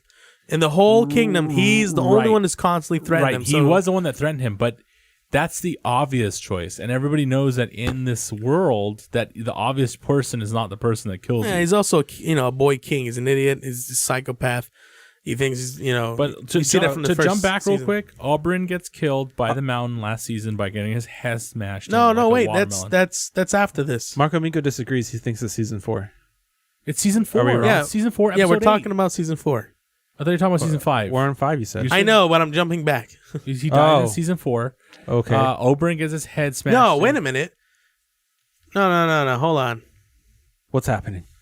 Hold on. The episode Battle of Castle Black ends season 4, and then season 5 opens with Joffrey's death. I remember this specifically. Yeah, Joffrey dies in season 5. Oh, no. Yeah, after he dies, Oberyn dies. Oberyn season versus 4. the Mountain. No, he That's doesn't. what we're talking about. No, look, Oberyn dies in the episode The Mountain versus the Viper. Why does he die? Oh, that's true. He dies because he's fighting for Tyrion, who's being blamed for the That's death. true. You got a point, yeah. Right? So, Joffrey dies first at his wedding. At season 4. And no, that is on season 5. Beginning of season 5, Joffrey's the first big death. That's where it starts with. Okay. Are you sure he doesn't die in season 4? No, he dies in season 5. Okay. Well, let's look it up. Oh, shit. What season does Joffrey die? Oh, shit. He does die in season 4. Episode 2. Okay, so season 4 is when sorry, Joffrey when you read dies. recaps, this is what happens. Okay. All right, so let's jump back. So in season 4, when Joffrey gets poisoned, right? I knew it started with him in the very beginning. No, yeah, so I know, but I season was 4. like, wait, season 4 is when... Episode 8 in season 4 is when No. Marco Minko says it is. Yeah, Episode 2. I just looked That at was No, he's it talking was about versus the Mountain. Oberyn Right. That was at the versus end the of it. Viper, I think. Yeah, so what happens is Joffrey gets poisoned and dies. They blame Tyrion.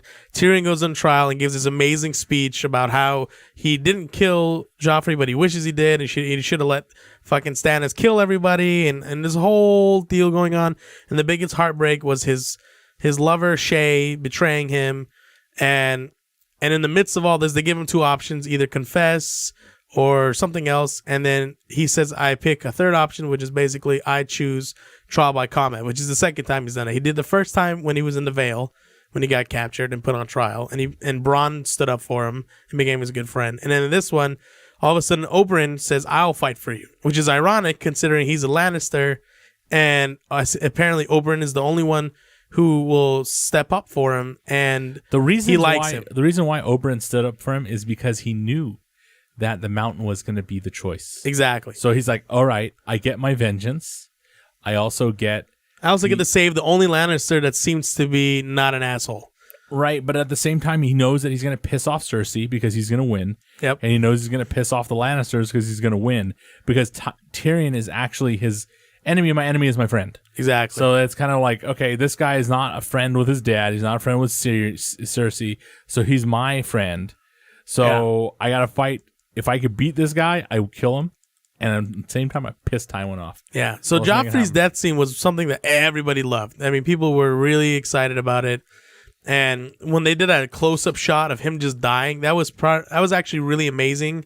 That scene of him, how he just choked to death. And ironically, that actor, the guy who plays Joffrey, after that, he quit. He quit acting. He decided, no more acting for me. Really? Yeah, he quit. But I guess he just ran. I guess he played such an asshole that he's like, I don't want to play anybody else. But he quit, and that's what he's going to be known as, the Boy King. And basically, after that, Oberyn decides that he will fight for Tyrion. Wouldn't that be crazy if we had that today? Like, you could have trial by combat and somebody could fight for you, and then if they won, you were free. You do have that, but it's not Yeah, it would combat anymore. It's suck. called lawyer. No, you're right.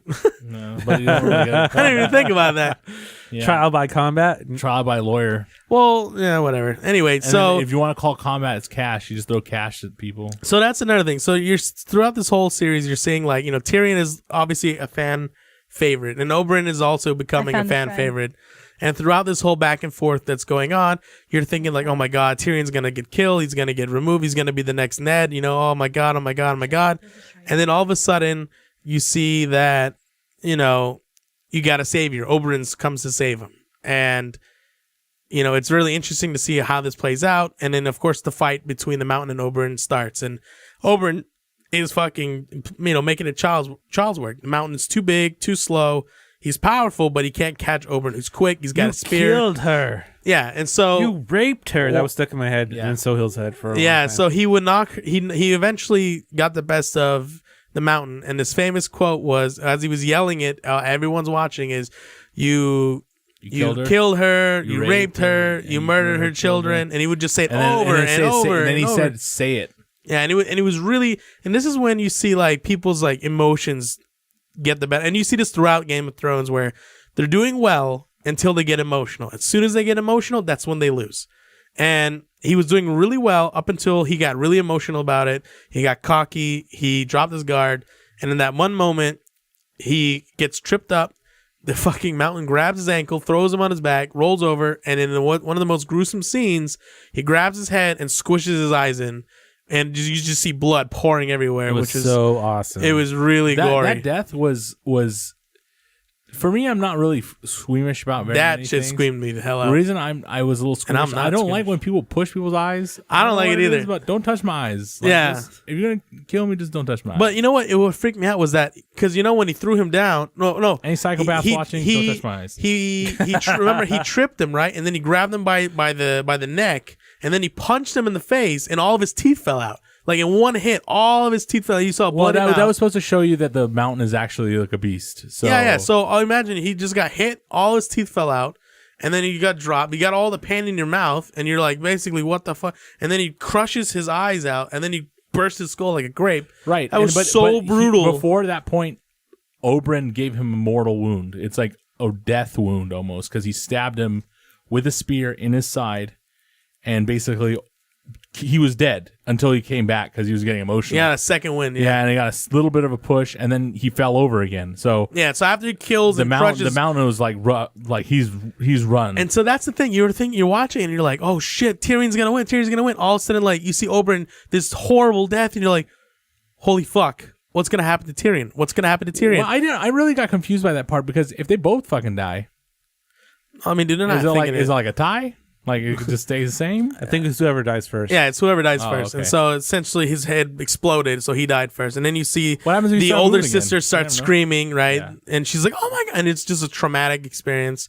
And you see Cersei's like, yes. And that's when the Mountain rolls over and they take him away. And some Frankenstein shit happens to him with this new dude. Anyway, so this whole thing happens, and then Tyrion essentially gets thrown back in prison. And there's a whole thing going on with him and Jaime, and you can see like Jaime really cares about him. He doesn't really think that he killed Joffrey, but again, he can't really prove it. And he actually sets him free. And in the middle of the night, as planned, Tyrion is trying to escape, and Varys is helping him escape. And he can't help himself. He goes to visit Shay one last time, and he sees Shay in the bedroom and realizes that she's sleeping with his dad, and that just drove him overboard. Like he's like, you betrayed me, not only in court, not only in public, but you're also sleeping with the man who wants me dead. dead. Is that though? You like show up and you're like you go in your dad, you're going to see your dad's room, and your dad doing something and dirty. your dad's doing like something fucking dirty your with- girlfriend, like Jesus Christ, and sleeping with not your girlfriend, but sleeping with That's- someone you slept with, and you're like, dude. well, that was his girlfriend. How's my dad gonna He called her. He made her basically his love. He would have married her if she wasn't considered a whore, basically in that world. Well, he would have married her if Tywin didn't say he would kill her. You know what I mean? Because Tywin was going to hunt her. But the thing that I always thought was really weird is that why hit it with old Papa? But all right, whatever. Power, I guess. And then Because he gets pissed off. He realized that if he uses her against him, he can get rid of him finally. He can get rid of Tyrion legally without hurting his name. If he can make it where Tyrion, I think he used her, and then he said, "You know what? I'll make you my biatch. Basically. I'll make you my whore make you like girl with privilege, and I'll give you some cash." But I think Tyrion got pissed. He choked her out, right? Killed her with so he killed her with the necklace he gave her. Yeah, he gave her, and choked her out with his own hand, and he was crying out. It was a really emotional scene. And then after that, he gets a crossbow from somewhere. I don't know where he got it from, but he got a crossbow. Well, it was Joffrey's, right? It was Joffrey's. Oh yeah, Joffrey's crossbow that he statistically killed people with, and he surprises his dad, who's sitting on the toilet. And there's this whole confrontation between them, and then his dad calls her a whore, and he shoots him in the arm or something. He shoots him like in a chest, lower. He shot him somewhere where it wasn't mortal yet. I think it was like the leg, maybe. And then something. I only say that because he ended up on the floor. Maybe I'm wrong. No, he died in his chair. He died in the toilet. But then something else happened, and he shot him right in the chest and killed his dad. Yeah, which is ironic because you see this guy who has spent his whole life essentially becoming the most powerful man in the whole world, basically. He had all the schemes. He had all the kings under his thumb. Any move you made, you had to get his approval. He made everything. I mean, you saw when he first was introduced. He came in on a horse into the damn king hall. Everyone else walked. He came in with a horse. He told the king. He told Joffrey, go to bed. He sent his ass to bed. And there was a joke where Tyrion at the time told his dad, "Is like, you just sent the most powerful man in the world to bed without supper." And then Tywin, famously responds with, "If you think that he's the most powerful man in the world, then you're a fool."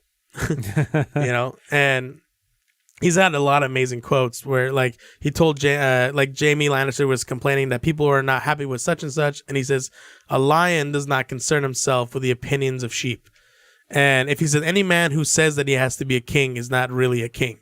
Like, a lot of like really powerful words of wisdom and stuff. And so you see this character who, with all this prestige and all this, and you see a lot of scenes with like him and you can say Queen of the Tyrells having all this like back and forth where she's really smart and quirky and really like quick-witted, and they're like having these like kind of intelligent banters back and forth. You can tell like he can hold his own. It doesn't matter who he's with, he will best any of them. And then he dies on the toilet. I think he dies like a weirdo that died on the toilet. I mean, he's like, "You're gonna kill me here on the toilet?" Yeah, like, and he said it too. He said, on the wrong side of the toilet. And then he woke up on the wrong side. And then he actually does say, he's like, he tries to tell him, "Let's go talk in the room. Let's have with dignity. I'm on the toilet." Like, he's trying to tell him, like, what is this? You're gonna shoot me on the toilet? Right, and, exactly. And he does. And the sad part about it is that you look at it and you're like, Tywin has been such a big part of this show, and the way he dies. I think it was like season episode 9, right? Episode 9 of this season. I forgot what episode was. Yeah, but it was the ending of the series. Yeah, and then his death. And then you watch it and you're like, "Holy moly, man! He kills this guy, and we're like left for a year without nothing." Yeah, that's what they do. Yeah, and you know what? It's really interesting. There's a theory that goes around that actually. Tyrion is maybe not his son, because there's a lot of scenes where he's saying like, "I have to put up with you because I can't prove that you're not my son, and you carry my name, my sigil, and my father's something sigil." I hate. He always says, "You're a Lannister." Well, there's a theory that there was a point where Tywin's wife came to King's Landing without him at one point and had an affair. And so there's a theory around that she slept with Rhaegar Targaryen or somebody, and basically Tyrion Lannister is the crippled dwarf offspring of that. Like, he considers it a curse from the gods, and because he was born from his wife, just keep talking. Because he was born from his wife, who's a Lannister. Essentially, he can't. There's no way to prove that he's not his son. Right. But he has that gut feeling, and so he feels like it's like a curse against him for all of like his schemes that he's done to get the power. And that's why he hates him so much, because also with his birth, his wife died at his birth. So right. So essentially his birth, not even being his own kid, took away his wife and is a bastard son of someone else's, but he can't prove it. And so ironically, his emotional hate against this child who really had it's not his fault. Like, what is he supposed to do about it? He takes all his anger out on this one kid who essentially grows up to be his end, which is really ironic that the person to kill him was the one he hated the most. Right, but it also is bitter. It's sweet revenge for his son because he took out all his pain onto his dad and said, "You know what? You caused me all this pain. Here's an arrow for your heart." And his dad dies in the season finale. So it's a killer episode. It's a killer episode because you watch it and you're like, man, he kills one person he loves, but he also kills his dad. And how painful is that to see because you can tell you may not love your dad, but you kind of respect him. So I mean, you killed him. I mean, you could tell like he did in a way he did love his dad. At the end of the day, and there was a scene that he says, he goes in and his dad's like, what do you want? He's like, why does everyone always ask me what I want? Can't I just come visit my father? Like you can see like he doesn't have a mother. His mother died at birth. So his sister Cersei hates him for that and blames him for that. Jaime doesn't really blame him. She pinched his penis. Wait, what? Oh yeah, something. Yeah. She like when he was born, like I think Oberyn said this quote where he said he came in and they came to see Tyrion and they thought he was like a freak and that he was like really ugly and he had like 3 legs and 2 heads and when he kept asking Cersei, "Let me see the baby. Let me see it. Let me see this freak," and Cersei like never took him. And then one day she took him. And when she took him, was like, "Look, here's the hideous thing." And she's like, "All I saw was a kid with 2 arms, 2 legs, and a penis." He said, "Pretty pink cock," is what he said, I think. And then Cersei took her fingers and pinched his penis until it almost came off.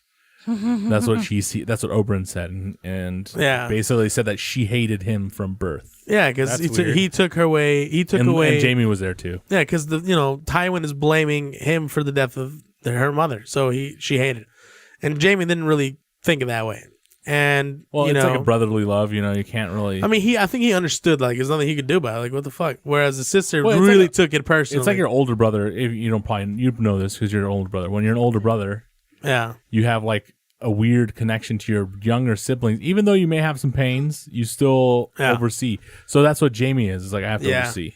And so you basically have. Marco Mika has some funny things to say. If Go you ahead. want to hear him. So he wants to know the Lannisters shit gold or what? First thing.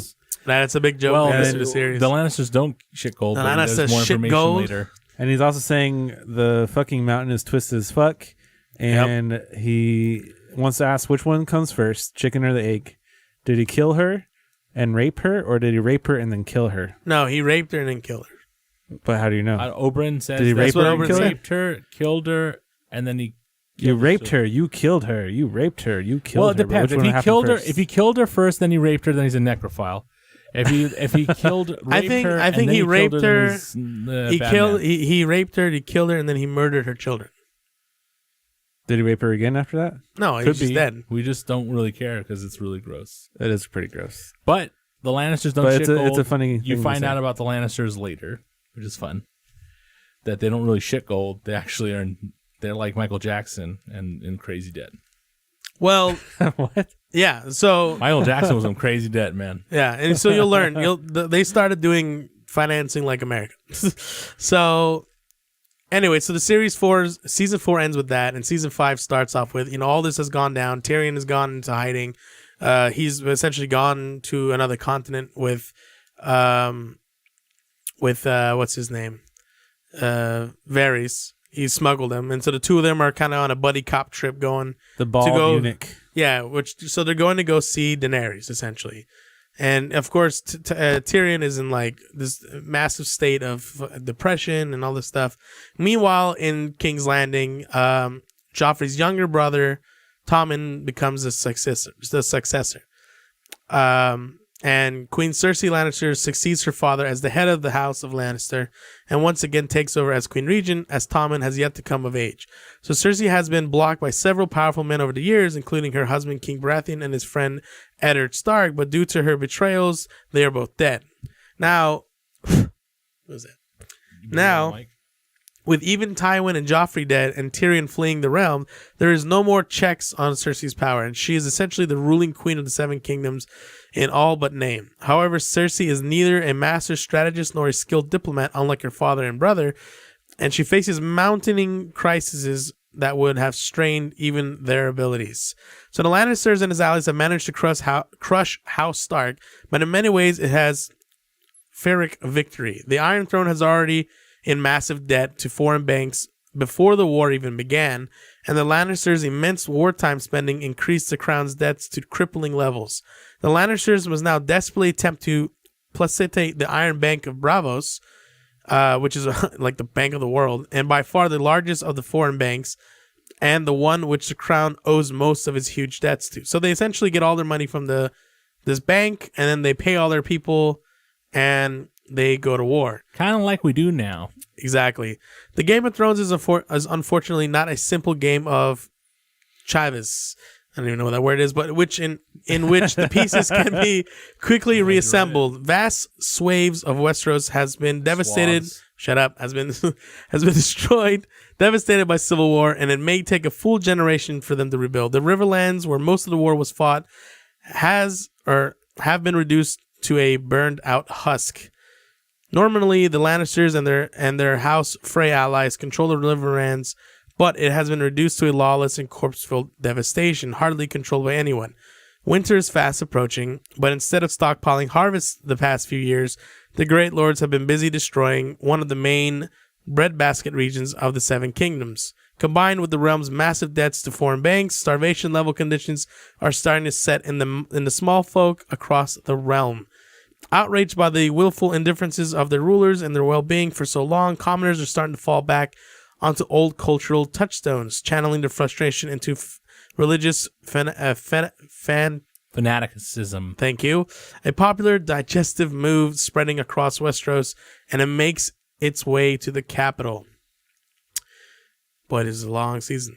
Adding to these woos is the increasingly... We were talking about the ending of season 4 for a long time when you started it. Yeah, well, anyway, adding to these woos is the increasing rivalry between the Lannisters and their Tyrell allies, specifically between Cersei and Marjorie Tyrell. The Lannisters only managed to win on the battlefield with the armies and food resources won by their alliances with House Tyrell of the Reach. Now, House Tyrell is really rich family. They're like super loaded, right?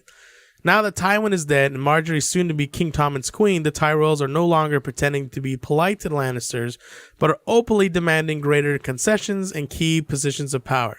With half the Lannister army slaughtered by Robb Stark during the war, their financial resources depleted, and the Tyrells controlling the only major breadbasket region untouched by the war, the Lannisters are having to face the reality that the Tyrells hold numerous advantages over them. So just like what's his name on the comments said, you know, as soon as Tywin went down, everything went to shit. Yeah. He also says he remembered the Hound said, "Any man dies with a clean sword, I rape his fucking corpse." Yeah, that was one of my favorite quotes too. He's like, "Any man who dies with a clean sword, I rape his fucking corpse." It's like, damn. It's Marco Minko, by the way. Marco Minko, right. Okay, wait. Just as Robert Baratheon became king only to become dependent of the support of the Lannisters, I'm waiting. the Lannisters have now become dependent on the Tyrells. What do you guys keep pointing at? The camera with the sword. Just keep going. Okay, yeah, it's distracting as hell. Without the political acumen of Tywin or Tyrion, Queen Regent Cersei struggles to address these major challenges. Adding even further to her woes is that the King's Small Council has been gutted. With the hand of the king, Tywin dead, Master of Coin Peter Baelish leaving for the Eyrie, and both Tyrion and Master of Whisperers Varys fleeing the capital city. Of the original small council, when the Lannisters first seized power, only Grand Maester Pycelle remains. Besides the Reach, only the regions which have remained neutral so far still have all their armies and resources intact. The Vale, ruled by House Arryn, and Dorne, ruled by House Martell. With nearly all the other great houses defeated or half exhausted, the fresh armies of the Vale and Dorne can drastically alter the political playing field, aka Game of Thrones, depending on which side they choose to join. So at this point, you're starting to realize that there's a lot of shifts going on. So the ultimate result of the war was to exhaust the Starks, Lannisters, and the other great houses of the Seven Kingdoms, exactly as Peter Littlefinger Baelish had planned, the secret architect of the conflict. It was Littlefinger who was responsible for poisoning Robert's hand, John Arryn, by comprising with his own wife, Lisa Arryn. Littlefinger then engineered the betrayal of Eddard Stark, only to later assist Olenn Tyrell in assassinating King Joffrey at his own wedding. Baelish has now murdered Lisa mere days after wedding her and seized power over the Vale as regent for her young son. For the moment, Baelish remains in the Vale, consolidating his new hold over the Vale lords through his stepson Robin and his position as Lord Protector of the Vale. Alongside Baelish is the black-haired, I can't pronounce her name, Aliani, his ward and niece, secretly Sansa Stark, who fell into Littlefinger's custody after he helped her escape after long imprisonment at Joffrey's royal court. In the deserts of the deep south of Westeros, the people of Dorne demand vengeance for the death of Prince Oberyn, who died in a trial-by combat at the hands of Sir Gregory Clane, aka the Mountain, leading to the call to enter the war against the Lannisters and Oberyn's paramour, Ellaria Sand, and the eldest of his eight daughters, Obra, Nymeria, and Tyrion. But Doran Martell, the Prince of Dorne, and Oberyn's older brother, continues to urge resistance, further complicating the matter in that early in the war, the Lannisters bribed the Martells into staying neutral by offering a marriage alliance, sending Cersei's daughter Myrcella to Dorne to betroth their Dorian son Tristan. Myrcella is still a ward living in Dorne's capital of Sunspear. The most dire situation in Westeros, however, is in the north and at the Wall. The massive assault against Castle Black by the wildling army of Mance Rayder was defeated at the last moment by surprise arrival of Stannis Baratheon and his remaining forces. Stannis withdrew from his island stronghold of Dragonstone to reach the Wall by sea to defend the realm of which he feels he is the only rightful king. With his home territories in the Stormlands overrun, Stannis needs to win the allegiances of Robb Stark's defeated bannermen to rally the North again as a springboard against Lannister rule, as well as the support of Jon Snow, who therefore must walk a political tightrope between Stannis and his vows, since the Night's Watch is sworn to strict political neutrality. Through the battle against the wildlings is all but over, the Night's Watch is in its own dire conditions, with almost all of the Watch's top officers either killed or missing, among them Lord Commander Gerard Mormont and the First Ranger Benjamin Stark, Benjen Stark, also known as Ned Stark's brother. The organization has been left leaderless during this time of crisis and therefore will have to navigate a contentious election for a new Lord Commander. All the while, the White Walkers and their ever-growing army of the dead are bearing down on the Wall itself, intent on spilling over it to destroy the lands of the men beyond, who remain ignorant of the long-forgotten but all too real danger. Fuck. Okay. Can we just talk about this season? It's one of those things where it's like there's a lot of shit. This is season 5. It's like one of those things where it's legends passed down through tales, right? Yeah. So the White Walkers are essentially legends that no one really believes. It's kind of like the dragons, right? It's like telephone. You have like some crazy stuff that happened like 100 years ago. You're like, hey, don't you do that shit. That guy will come and kill you. And it's like, it happened, but like, it doesn't mean that it was real. It doesn't mean it's real. Like, Santa Claus became a myth, through it. He was some guy that was giving out gifts in like some place and then all of a sudden became a big deal. But the thing is that this story, the White Walkers are 1,000 years since they last seen. Are a big deal this season. And the reason why they're a big deal is because you're actually getting to see them a lot more. And in this season, season 5, you're going to see a lot of betrayals in Dorne. You're going to see some weirdness happening in the air. This is when things got really interesting with Khaleesi for me. Khaleesi. She started getting more and more powerful. Well, she was already gaining power, but now she's starting to realize her role, and she's starting to take it more. You see a shift in her character, big time. You see her kind of like, it actually gets to her head a little bit. You start to see I think she's in a conflict between what her dad used to do and what she wants to do. Her dad was a mad king. Her dad would just, burn that guy, F him.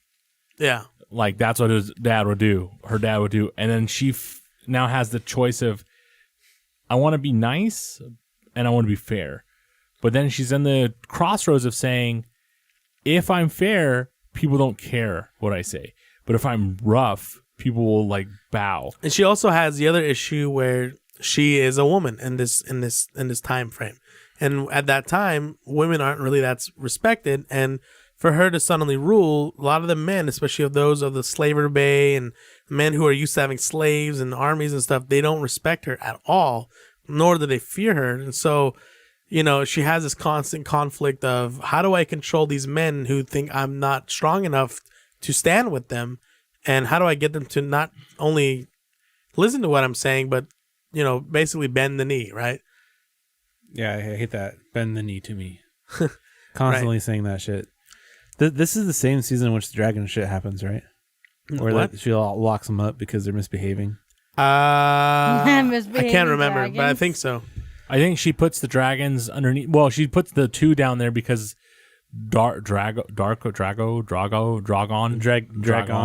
is like he's being weird. He just vanishes, right? Or he's just killing kids and stuff. Like the other 2 dragons aren't they're not doing anything, but she puts them down there because she can't control. Yeah, because they're Drogon. Yeah, because he's basically he killed like some farmers, like all their sheep, and ate all their. Well, the one that set her off was the sheep wasn't a big deal, but the one that was a big deal was the kid. Yeah, when the kid was killed, then she's like, "Holy crap! I need to control my dragons." Yeah, that's when she realized, like, "Oh crap, what do I do?" So she put the dragons down there, but then Tyrion brings up the point that dragons in captivity became small, like cats. Yeah. So they have to be free, and then that becomes another. You tend to understand, how do they shrink? Like what?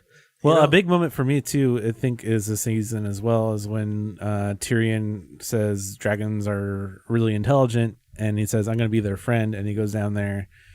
Even when Khaleesi was afraid to go down there because they're blowing fire and all this. Yeah, so we should actually point that out, that at this point, Tyrion ends up, while meeting Jorah Mormont, and eventually gets in front of Daenerys. And so, this is the son of the man who helped kill her father and get her on the run, and all the shit that happened to her is because of his dad. And so she essentially doesn't trust him at all. Mm-hmm. But, she hears him out, she gives him chances, he gives her advice, and slowly he, becomes like the hand of the king and or hand of the queen, and basically you see a lot of like, he shows his worth, and he shows his worth. You start to realize his intelligence really saves him a lot. And then you're gonna see a lot of interesting stuff happening in the season. This season starts to pick up the steam, like I said before. Yeah, a lot of steam is getting in this episode, this season. I think it's a turning point. Yeah, you're gonna see Daenerys finally use her dragons. You're gonna see a lot of like shifts in power, shifts towards the storyline going towards Daenerys. Yeah, well, it's a strong moment. You see, I mean, I mentioned that Tyrion went to go feed the dragons, and Mark Amico saying the first time Khaleesi rides a dragon is in the season. That I think is a memorable moment too. I think that's when, yeah. I think that's when Tyrion was like, "Oh my god, she's gonna be the queen." He's like, I think everyone said before that, yeah. Before that, he was like, probably, I'm just gonna advise this lady.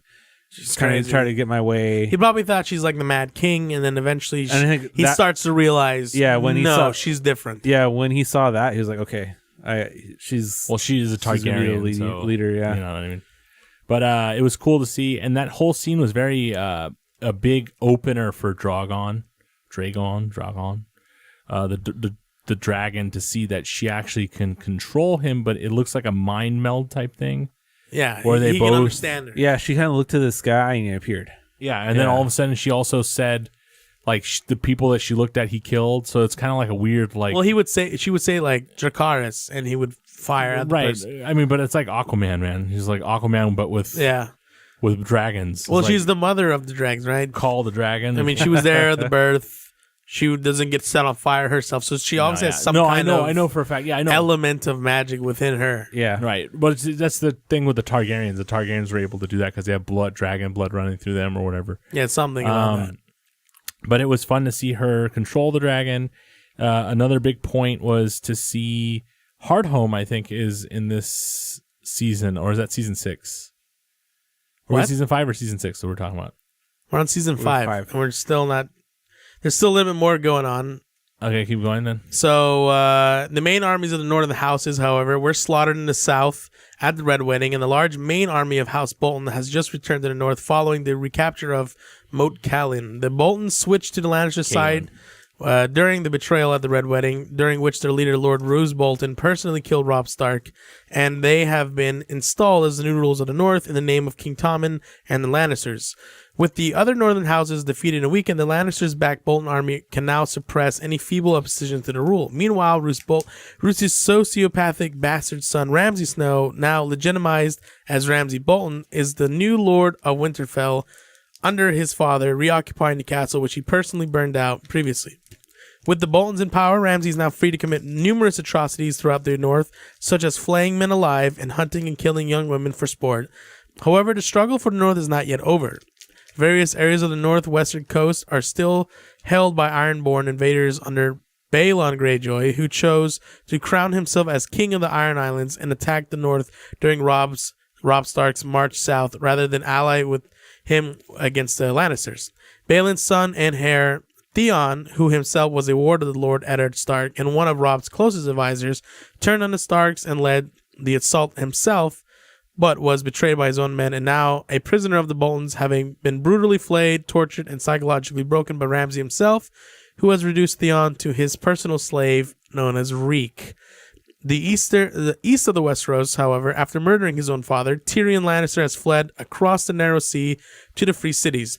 His future intentions unknown even to himself, accompanied by Varys, he arrives in the east unaware that the erstwhile Master of Whispers might yet have secrets to reveal. Further north, meanwhile, representatives from the Iron Throne travel to the free city of Braavos to assuage the Iron Brain frustrations about all the money the Lannisters owe. Unbeknownst to all, Arya Stark has also fled to Braavos due to a favor she was owed for saving the life of one of the mysterious guild of assassins in Braavos known as the Faceless Men. Further east in Slaver's Bay, Daenerys Targaryen hold over Meereen has become very precarious, as ruling the city is becoming much more difficult than conquering it was. Sectarian violence is rampant between the former slaves and the former slave masters. Revenge attacks are on the rise, and the resurgent slavers at Yunkai are rallying all those who oppose her. So Daenerys' 3 dragons, now growing to dangerous size, have become uncontrollable, and she can no longer rely on them to defeat their enemies on the battlefield. Drogon burned a child to death while he was hunting and fled the city, forcing Daenerys to chain up the remaining 2 dragons in the caverns underneath the city. In addition, Daenerys is still distraught over the recent revelations concerning her once trusted advisor Jorah Mormont, whom she exiled from the city as punishment. Her remaining advisors, Sir Barristan Selmy and Missandei, and the sellsword Dario Naharis, attempt to help hold her reign together. But, unbeknownst to Daenerys, word has finally spread to Westeros that the last living Targaryen heir has hatched 3 living dragons. No longer a mere curiosity half across the world, several different factions in Westeros are now pondering on how Daenerys and her dragons will factor into the already confusing and multi-sided civil war still tearing the 7 kingdoms apart. Envoys are beginning to head east to court Daenerys' allegiances, but those who try to dance with dragons run the risk of being burned. Ouch. Ouch. It's on 71 already. It's not 71. So Hill's getting hot with all this dragon talk, man. It's getting hot. And all this dragon talk so hot. So this season is kind of like a build-up season to get season 6 launched off the with a rocket.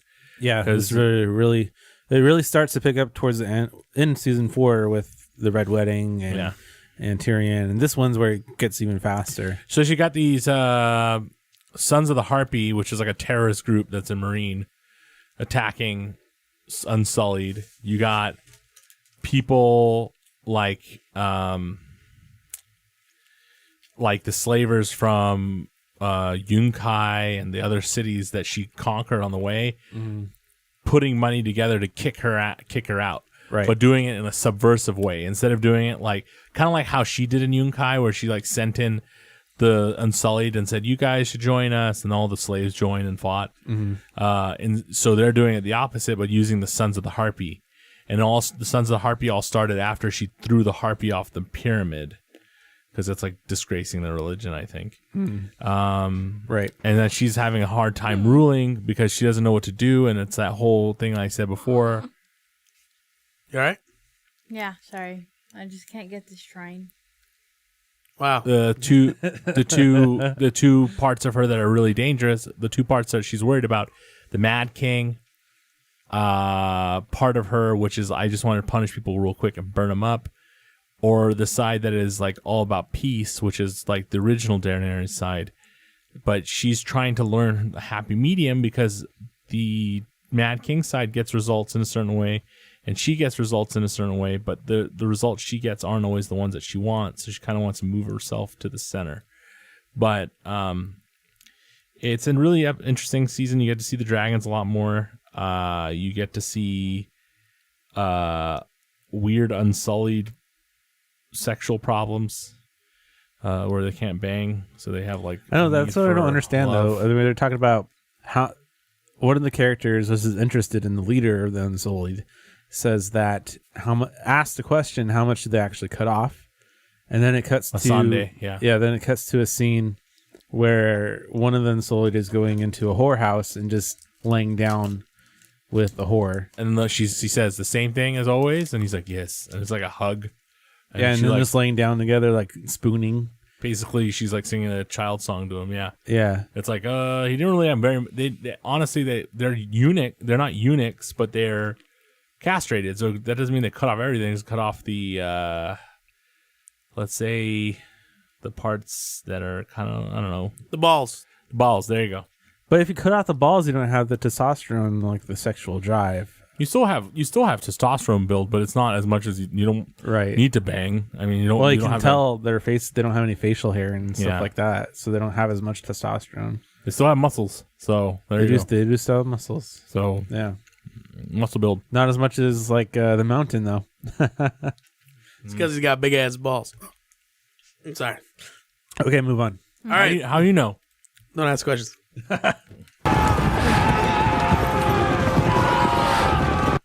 All right, moving into season 6. Winter has finally come. It only took us, what, 6 years? Is 7 years? Is season 5 where the High Sparrow comes in? Yes. Yeah, the High Sparrow. Sorry, I just want to bring that. High Sparrow is really important, and the Faceless Man is very important. But we're going to go over that right now. Okay, go ahead. All right, so Westeros braces for a winter which may become a new long night as the White Walkers and the army of the dead are poised to strike against the wall in the realms of men. In King's Landing, Queen Cersei Lannister has been publicly shamed by the Faith of the Seven and awaits her trial for regency and incest. Even Grandmaster Pycelle has abandoned her and called her uncle Sir Caven Lannister to rule as the new hand of the king. Even though Cersei has been released to their custody, her inept leadership nearly destroyed House Lannisters. Incense and incest. Whatever it's called. Hold on the throne, and they have no intention of ever letting her wield power again. Caven and Pycelle must attempt to mend the damage Cersei did to the Lannister-Tyrell alliance. The Lannisters and the Tyrells on Kevin's small council maintain a shaky truce as they attempt to deal with the ongoing debt crisis with the Iron Bank of Bravos, as well as the rise of the fanatical faith militant due to Cersei's blunders. Cersei, meanwhile, though unseemly humbled, still has a few schemes she will attempt to play to regain control. In the north, the Boltons have triumphed over King Stannis, but in distraction, Sansa Stark and Theon Greyjoy have escaped, desperately jumping off Winterfell's castle walls. Brienne of Tarth, who executed Stannis, must now deal with the consequences of putting her vow to avenge King Renly before her oath to protect Sansa. In the Riverlands, after the Red Wedding, the remaining Tully forces who were not present at the massacre of the northern armies pulled back to Riverrun Castle, where they have been hopelessly besieged by House Frey's army ever since.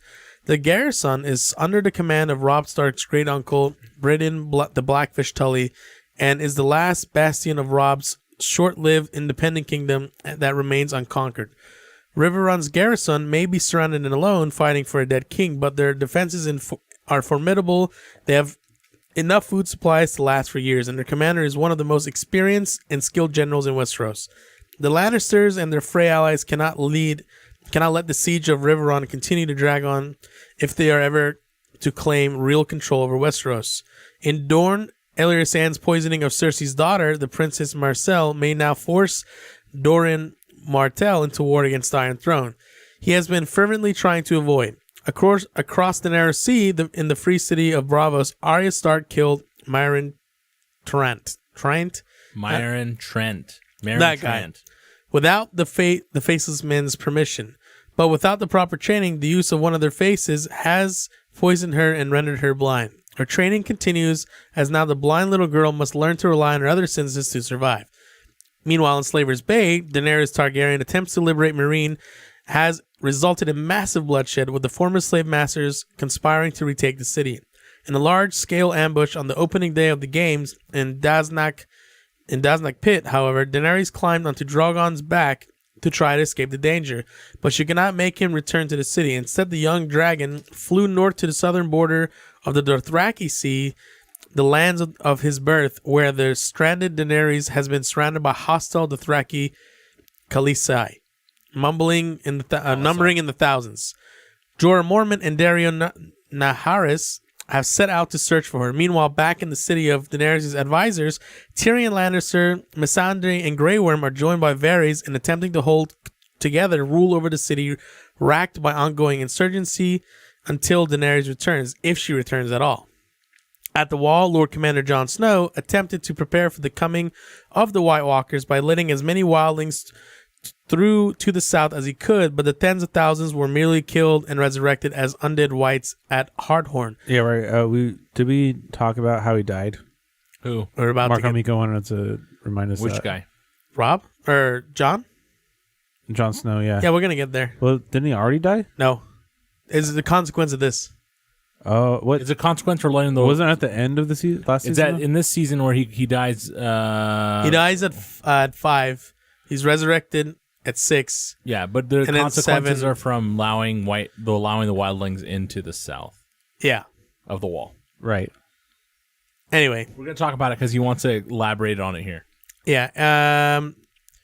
The leading Night's Watch officers, increasingly upset at Jon's proposed alliance with the wildlings, have staged a mutiny for the Watch and stabbed Jon multiple times until he fell. There you go. There's the murder.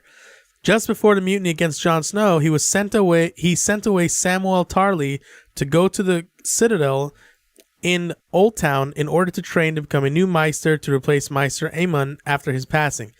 Samuel takes Gilly and her young son with him, rather than leave them in the path of the White Walkers. Old Town Westeros, Westeros' second largest city, is located in the southwest of the Reach, not far away from Sam's former home, House Tarly, castle seat at Hornhill.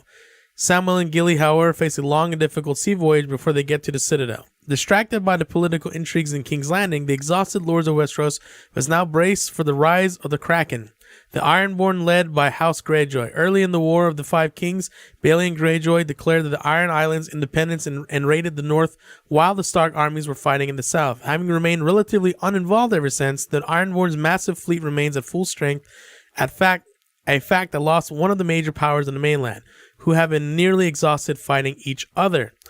All of this changes with the sudden return of Baelin's exiled younger brother, Euron Greyjoy. Cunning, ruthless, manipulative, and more than a little insane, he strikes fear even into the other Ironborn. He pushes for the Ironborn to launch massive new offenses against the other kingdoms, not simply to just raid, but to hold and conquer territory.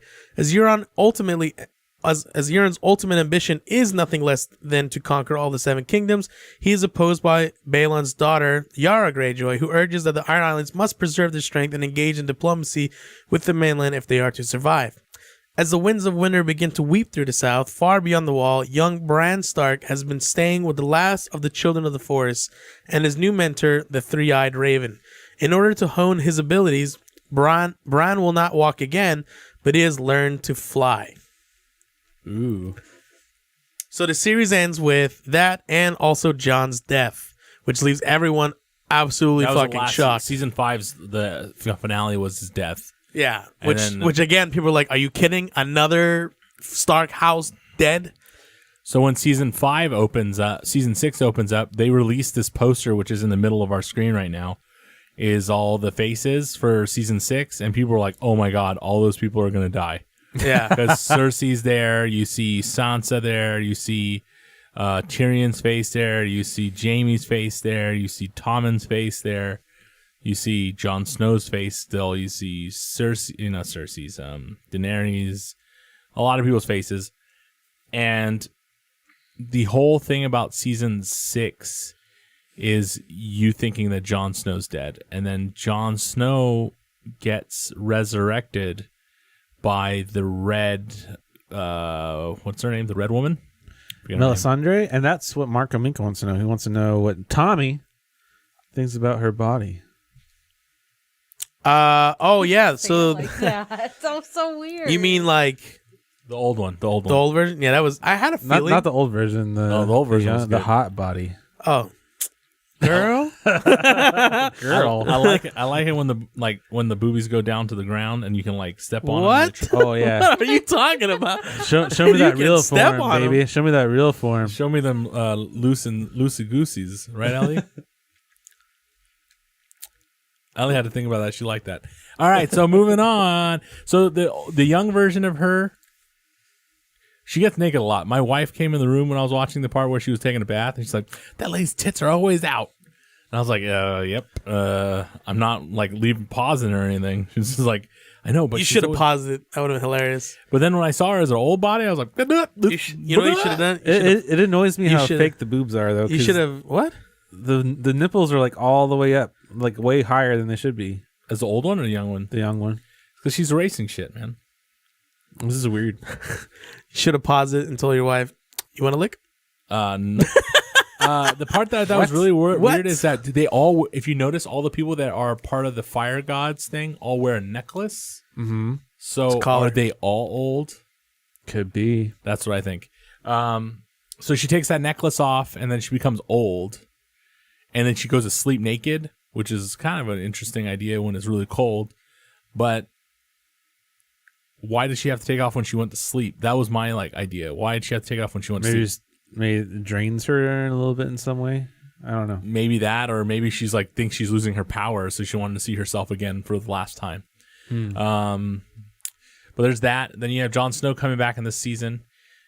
You got the Night's Watch getting a new Lord Commander because Jon Snow quits.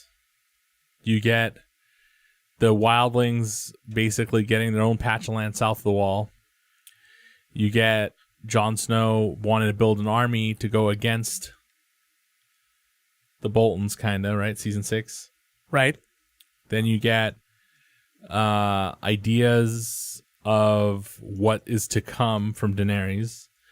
I like that we actually saw something from Arya Stark besides just running around and killing people every now and She then. becomes blind, but then she slowly becomes something that you thought she was. She finally she can be independent. There's also something that's really big in this, which is the naked old woman. This is season 6 we're on, which is the Battle of the Bastards.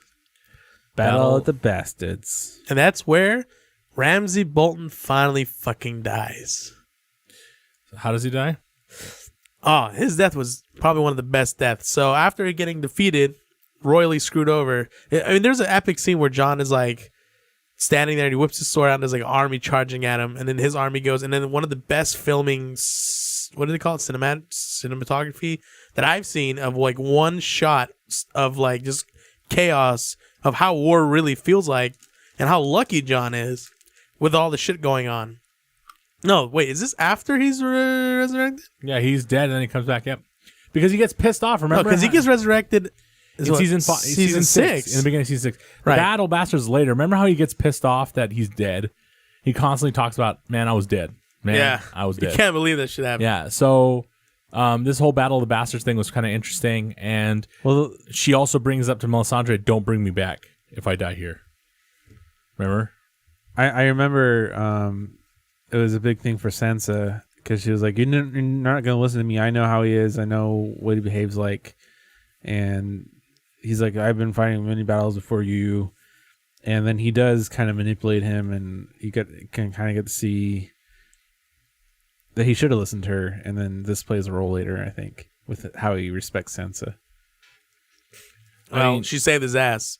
And what Peter Baelish did is use the opportunity to use his new acclaimed army to save Robb, and now basically put himself in, or to save Jon and put himself in the new king of the North's position of council. So he's slowly just kind of becoming a bigger army. Littlefinger. He's just growing and growing and conniving and scheming. The part with the Battle of Bastards that was really rough is that you saw Rickard Stark get shot with baby arrows. one go out. And you're like, dude, what happened to that guy? Like, what happened to him? He got kidnapped. Yeah, but what you never knew what happened to him. We knew. Yeah, we knew. No. You never knew where he went after that season where they split up. No, it was mentioned he got captured.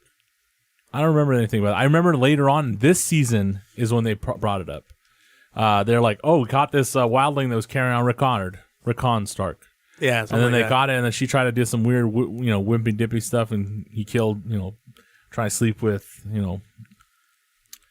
what's his name? This kid, Ramsey, and then he kills her. But then he starts to use Rickon as a target practice for seeing range, and he hits Rickon. Rickon gets killed, and you can tell everyone's really sad.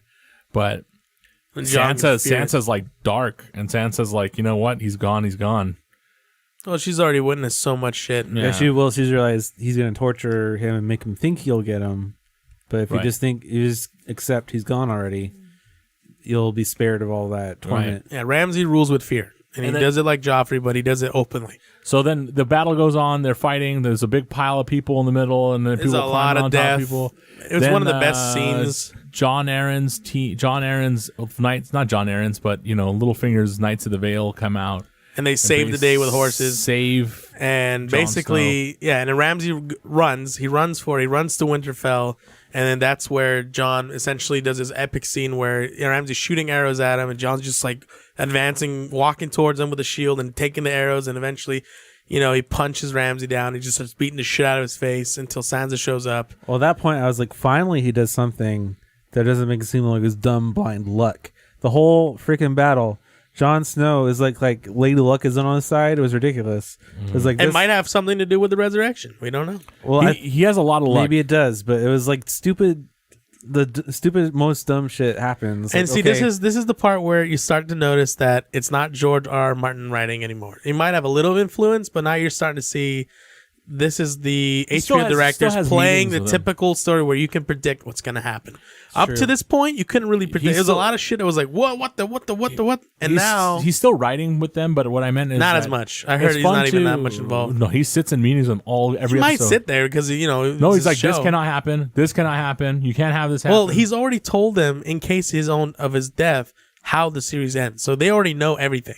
Right, I'm just saying that, and since he's not following the story, he gives them ideas. He helps them on episodes. He tells them the episode endings and stuff like that. But I'm pretty sure they're pressuring him to like, all right, come on, what's next? And so he doesn't have that time, to sit there like he would with his other books and really plan out. We're circling back on that topic. We said that because he's old, they need to get past him, move faster than him. But his character of Jon Snow has had blind luck for many seasons. From when he was at the wall to when he got captured by the wildlings. It was like the most ridiculous in this, though. It was time after time. Well, see, that's when the horse should run him over, but he got lucky and just happened to go in between horses at the same exact moment. He should have been killed by a body, but instead it fell on him or something like that. Yeah, he's got like crazy luck, but this episode it was like a lot of luck. And basically Littlefinger saves the day for them, and then they get they basically get the North back, and then when they get the North back, you end up finding out that this season, the whole family kind of gets back together. Yeah. Arya, Sansa, and Jon are all back together. And Rickon is not. Then you also get Bran back. So all the Starks are back together in Winterfell, and they're all older. They've all gone through a lot of shit. They all seen some shit. They all look like ghosts, kind of. And you kind of feel like the family has grown, but you still miss Ned. And you start to learn a lot of stuff. You start to learn, Bran's got powers. He's able to take over bodies. Yeah. Isn't this the Hodor scene? No, this is the Hodor scene. Hodor scene is at the season ender. Was it this one? It was season 6 ending, yeah. No, it wasn't. It has to be season 6 ending because I remember he dies in season 6, the end, because the Night King hasn't moved. Night King hasn't moved towards anywhere. He's still at the tree. Let me make sure though. Mark Amico says that George R.R. Martin told D&D the end game after season 4, season in between is up to them. That's what he said. Yeah, that's what I thought. Yeah, because that's what everyone said, that he's not really involved in these last 2 episodes anymore, or seasons anymore. Yeah, and it's the 5th episode of season 6. Yeah, is when Hodor holds the door. So there's a whole scene of the White Walkers are chasing Bran, and there's this whole thing going on, and Bran basically goes back in time and somehow manipulates Hodor as a child and basically breaks his brain all the way to the moment where he's essentially told to hold the door. And so he keeps saying Hodor, Hodor, Hodor, which we find out is he was saying hold the door, hold the door, hold the door, but he got essentially retarded in a sense, right? Where his brain just kind of mushed. He has one, and he blended the word into that, and it was his one task. Yeah, his whole purpose was to hold the door. That's interesting because they say that he can't really affect things, and that he's just an observer. But then, he does though. But then the Night King can touch him, and all those other things can happen, and then you find out, he can do some things. Yeah, and he just there's even a part stuck that in his brain. There's even a part where when they're showing about Ned. Ned's somebody, I forgot who it was. Yeah, it was Ned. It was like time travel. He in your said brain. something, and he heard like his voice. He said "Dad," and then he turned around and was like, "Oh shit, who's calling me that?" Yeah. This is also the season where Arya is told to kill some lady, like a playwright lady, if I remember. Oh, correctly. yeah. And then that was like a test by the Faceless Man to see if she still has no name. But she ends up not killing that lady, which ended up causing her to basically break her trust with the Faceless Man. And then he sends that girl that she hates after her to kill her. Remember that? Yeah. Then you also have, oh god, I'm trying to remember all this stuff. There's so many things. I think one of the creepiest moment, honestly, was Hodor for me, because it's like this guy just essentially ruined whole life. his whole existence. He didn't seem like the brightest guy though. But as a kid, he wasn't that smart. But the thing is, but essentially he destroyed his life. Yeah. But at the same time, his character was made him a slave. Interesting. When they told the directors, obviously, when I told you about the hold the door scene, when the directors listened to George R.R. Martin explain why he just said Hodor, was because he was implanted to say hold the door, is ridiculous to the point where it's like so crazy. The directors like spit their coffee back in their cups. Well, I think and the reason I think there's a theory out there that the Night King is actually Bran, yeah, and that since Bran can influence shit, he must have gone back in time to the time of the children of the forest, and first men, right? The first man, as the first men, and he was attacked by the children of the whatever, and essentially the Night King is his future self. Yeah, and the Night King is trying to stop himself or something, and you can see like maybe Bran is sadistic, right? He's essentially had Hodor do this, and you start to notice into season 7, he doesn't have any more emotion anymore. Yeah, and so he might be this kind of villainish. The episode 6 is episode is all about him downloading all the Three-Eyed Raven stuff because his eyes shut. His eyes go to that white space, and he's like, I got to give you all this stuff because I'm losing it. Yeah, he turns into Storm. And then he basically starts downloading all this stuff, and that's why he becomes so distant, because now he knows he's the Three-Eyed Raven. So basically that download session kind of like made him into an adult. And I don't know if I don't think he's a Night King, but the reason why I don't think it, here's the reason, is the First Man is shown in one episode of this season where he's getting dragon glass shoved in his chest, and it's like a blonde guy, and he's like, looks like a Russian guy, and he's getting jammed a dragon glass in his chest by children. So I was like, I don't think that's it. I think the Night King is basically a super powerful guy. Well, whoever it is over 1,000 years old. Yeah, he's a super powerful guy, and the super powerful person, and his thing is like to reset the realm. It's like to reset. Well, whoever it is, I really hope they don't screw it up, make it something really cheesy. Think so. I don't think they will, because they might. They might, but Bran also in this season becomes very interesting because we haven't gotten to season 7, but we're about to. Is this in season 6? Is where I think he dies, right? Littlefinger. No, 7. You know, 7. Thanks for going ahead of us, but all right, let's get into season 7. What's up? We're All almost right, done. season 7.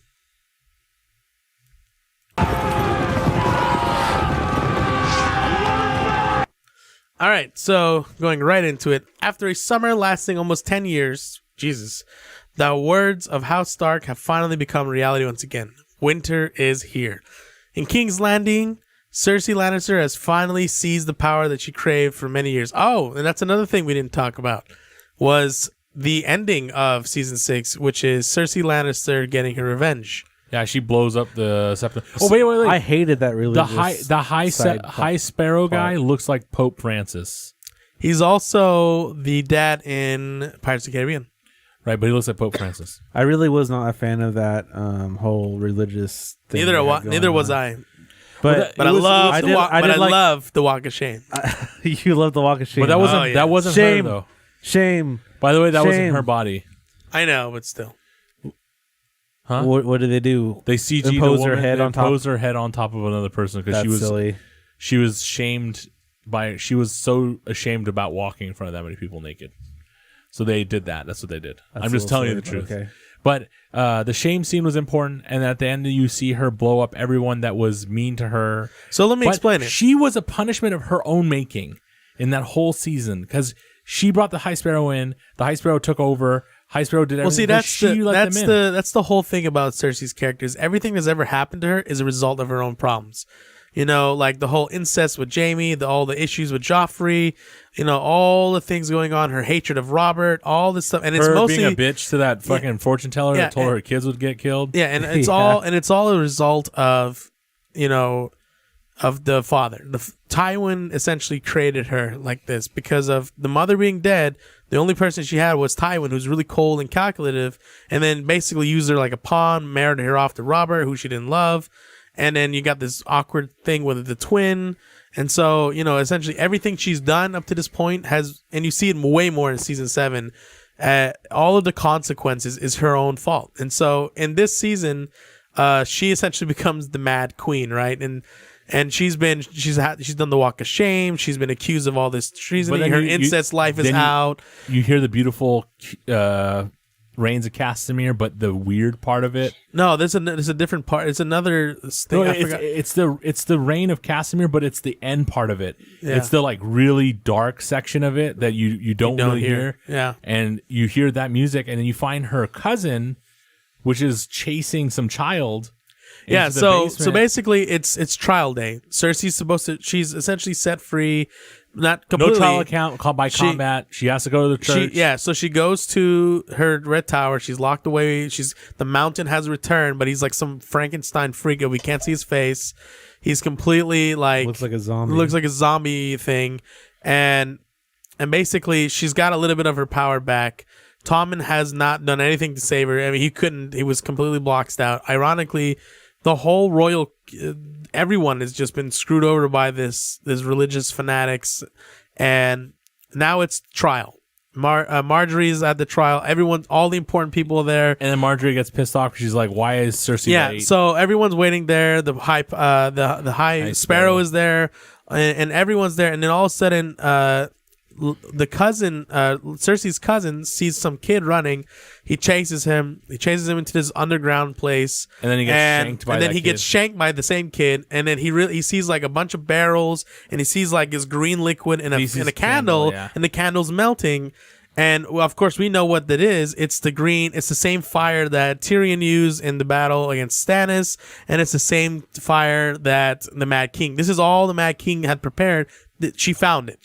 Well, she knew it was there because her brother found it. But then it blows up. They made it. No. They made it for that, but she found his stash. Marco Miko says that Marjorie was safe. She hid in that bell. No, I don't think so. No, she died.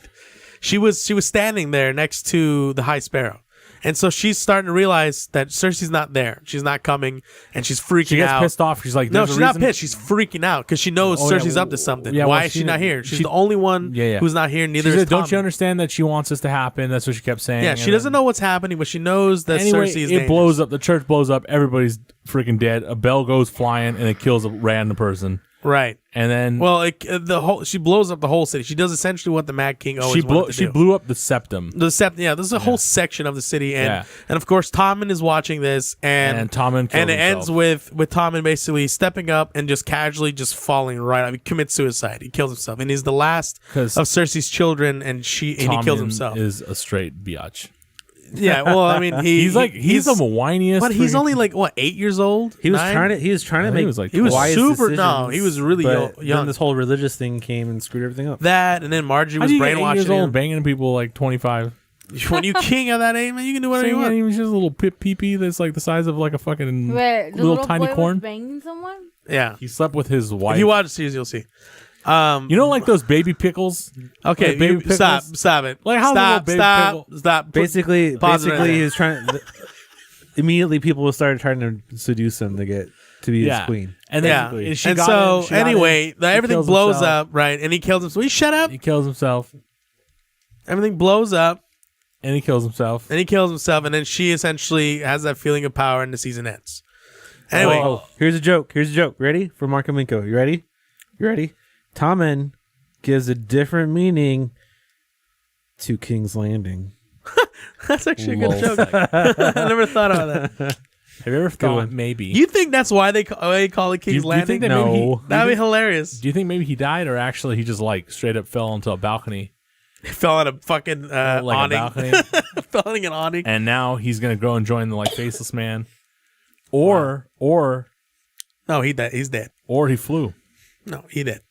and he's Batman. Anyway, so in King's Landing, Cersei Lannister has finally seized the power that she's craved for many years, and in one swift move, she has eliminated nearly all of her enemies, the rivals, and obstructions.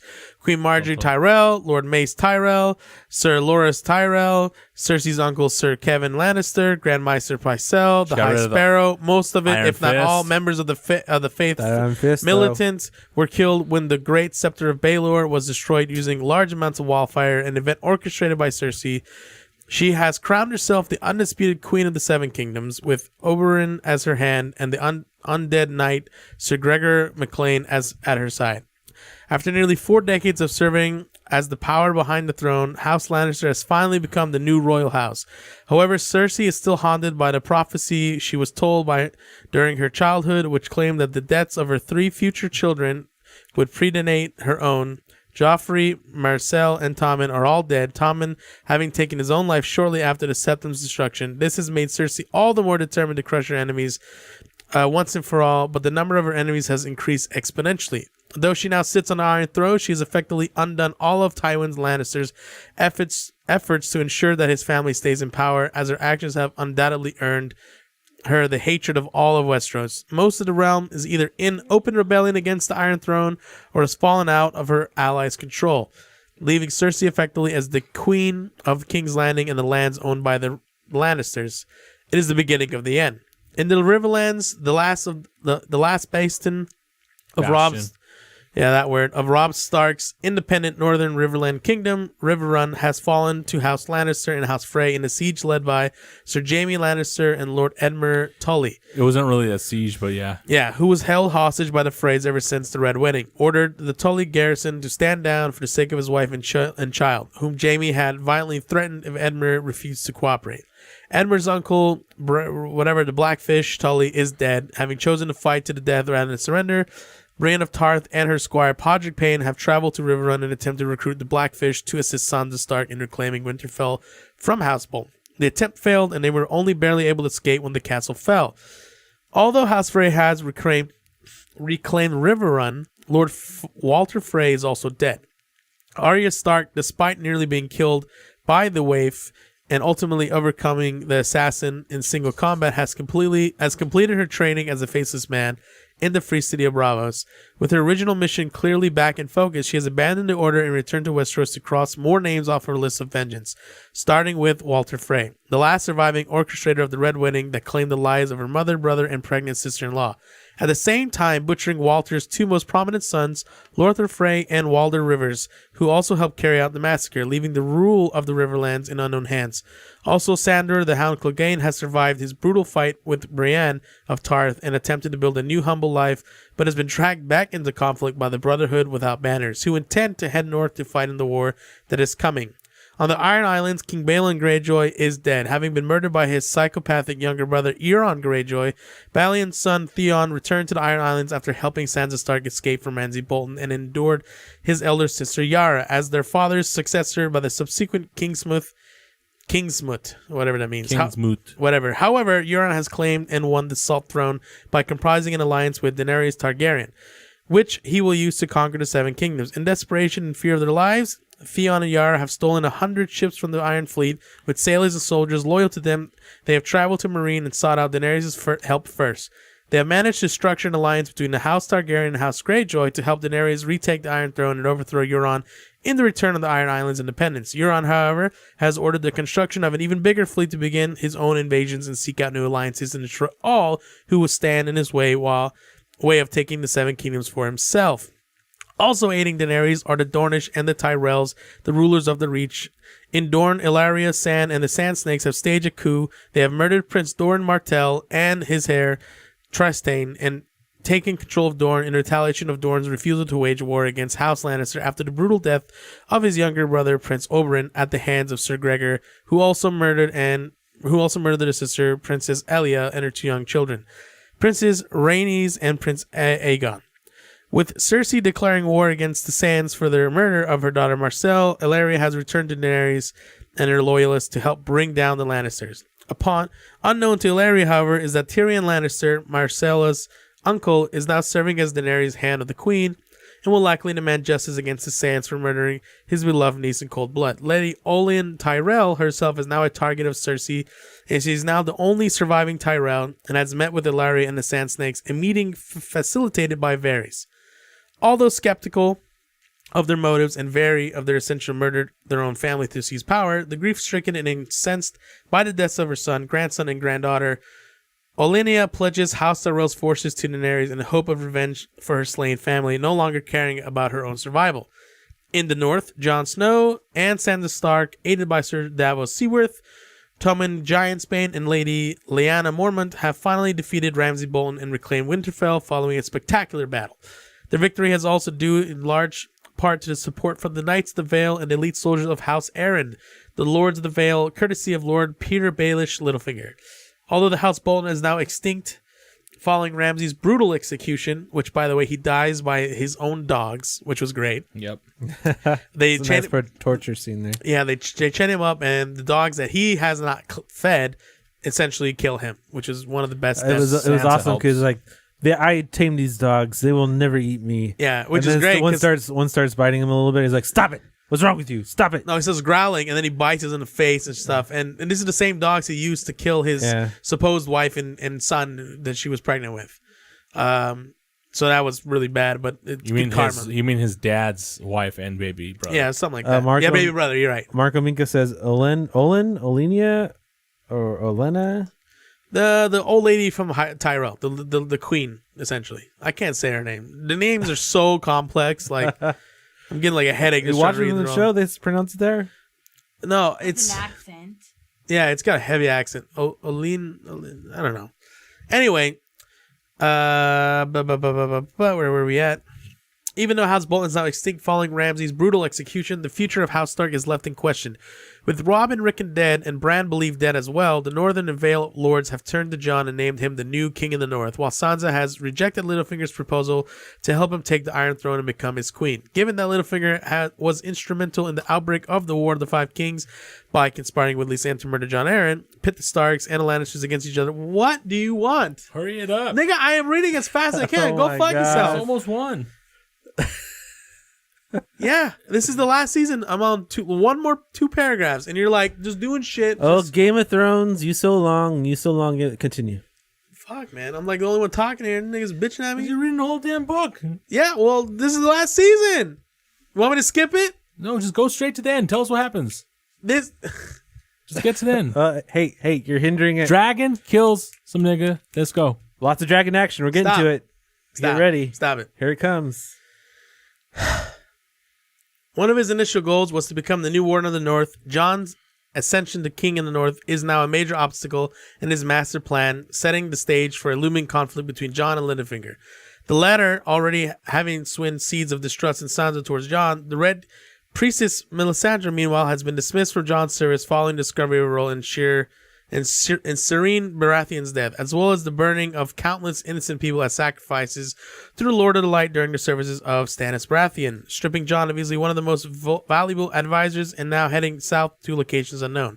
In the Reach, after navigating various obstacles, Samwell Tarly, Gilly, and her son have finally reached the Citadel in Old Town, where Sam intends to train as a Maester to replace this deceased Maester Aemon in the Night's Watch, hoping to gain some insight into the White Walkers and how to defeat them. However, Sam's theft of his family's ancestor of Valyrian steel sword, Heartsbane, has undoubtedly incurred the immense wrath of his father, Randyll Tarly, who will now likely seek retribution, while the absent House Tyrell armies will also have left the Reach open to coming outside attacks. So Samwell must use his sword in his studies and uncover secrets behind Valyrian steel for coming against the battle against the dead before all is lost.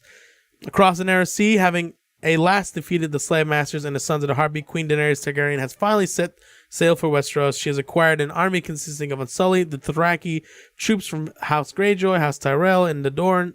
Tyrion Lannister serves at her side as Hand of the Queen, although at the cost of two of her advisors, Ser Jorah Mormont, whom Daenerys has sent to find a cure for spreading grayscale infection, and Dario Naharis, her lover, who Daenerys has ordered to stay behind with the second sons on Tyrion's advice, so that she may pursue a potential marriage alliance to aid her in the campaign. Unknown to Daenerys, however, there is already somebody across the Narrow Sea who may very well have a stronger claim to the Targaryen monarchy than she does, and who may prove to become her most valuable ally and her greatest enemy yet. Beyond the Wall, Bran Stark has trained in his powers of green sight under the tutelage of the Three-Eyed Raven, and has learned some devastating secrets, specifically the origin of the White Walkers and the true parentage of his believed half-brother Jon Snow. Jon is the son of Lyanna Stark and Prince Rhaegar Targaryen, which would make him the nephew and rival claimant to Daenerys Targaryen, the Iron Throne, following an attack which claims the lives of the Three-Eyed Raven, Hodor, who seemingly the last of the Chill in the Forest, Bran and the Wall. There, Bran must prepare for the arrival of the Night King, whom at all costs must be defeated before Westeros can become a dream into action. So, essentially, fast forwarding into this season, Daenerys and Jon officially meet, and there's a whole lot of conflict, and the show speeds up big time in season 7. You go all over the place. I mean, you got Jon, who decides to go meet Daenerys down in the south from the north. It takes him like literally 10 minutes. He's already down there. They meet for the first time. She's constantly trying to get him to essentially bend the knee. There's a really funny scene between them where Khaleesi's being introduced. You know, she's got a whole list of names, and then Davos is like, this is Jon Snow. He's a bastard. Oh, he's king of the north or something like that. And it's really, really funny interaction between them. And there's a whole series of that. And then essentially the series goes into, Jon's whole thing is we need to get everyone fighting the walkers. Fuck, there's other problems down south. Daenerys is intent on taking out Cersei. Cersei's determined to take out Daenerys. And Jon's like, yo, there's a problem up north. We got to take care of it. So Tyrion comes up with a plan. That's how it happened, huh?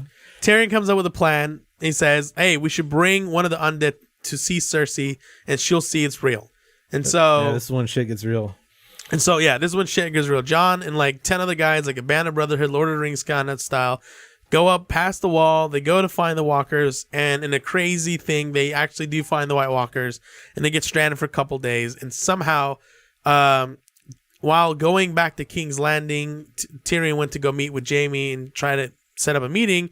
Davos went and found Stannis Baratheon's bastard son.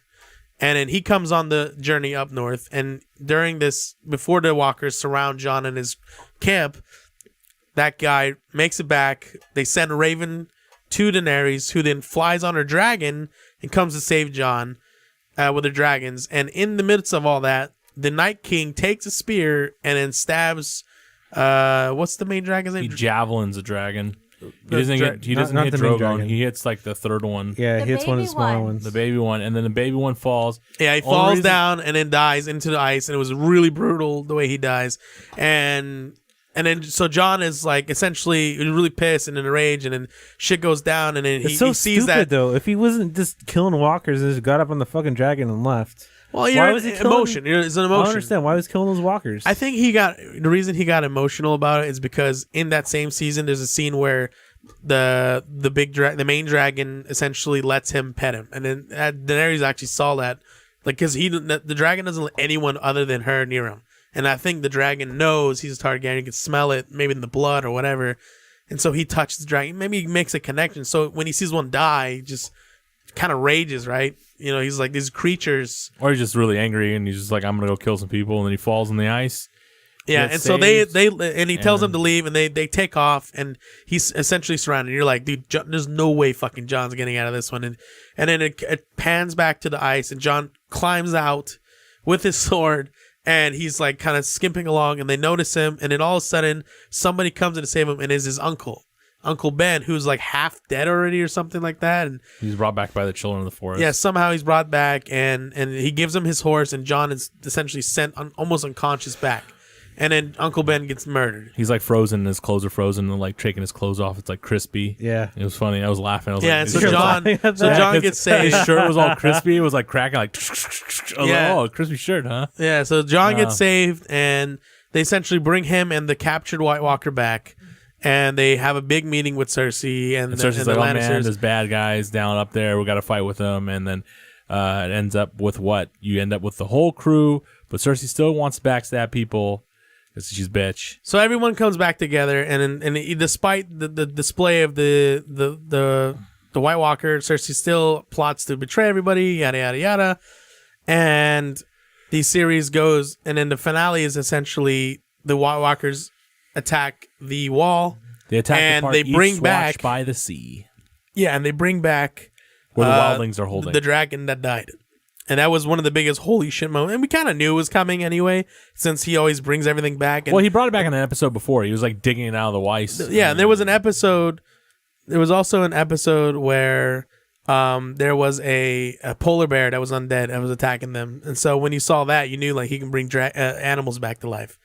And so now the Night King has a dragon, and a dragon is a magical entity, and it shot blue fire and destroyed the wall, because the wall essentially has a Nice. magical component to it.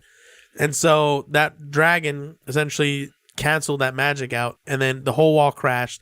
We don't know what happened to the guys in Tormund who were on the wall, and the walkers are essentially invading past the wall now. So now and then the season ends, and that's where we're at, where the White Walkers have invaded, and shit just got real.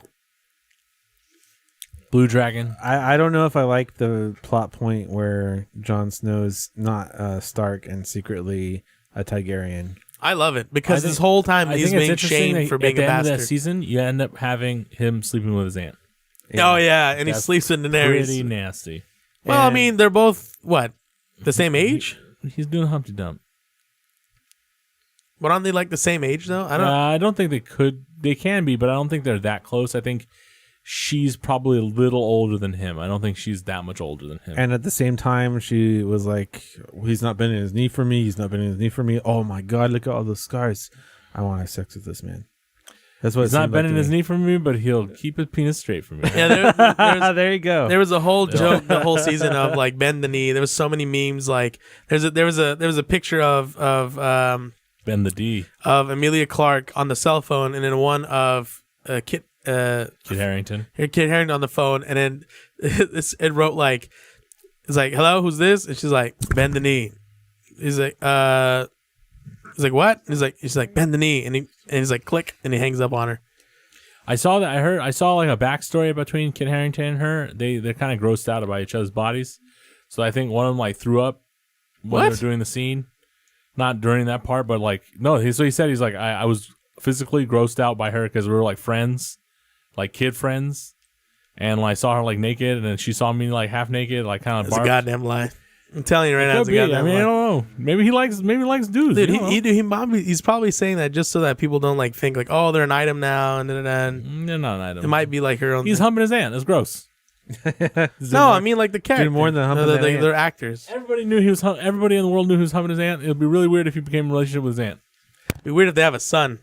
But then again, in that world, is incest really I think the Targaryens were incest heavy, so that's why. Yeah, that is true. The Targaryens kept their bloodline pure by doing incest. The dragon was cool.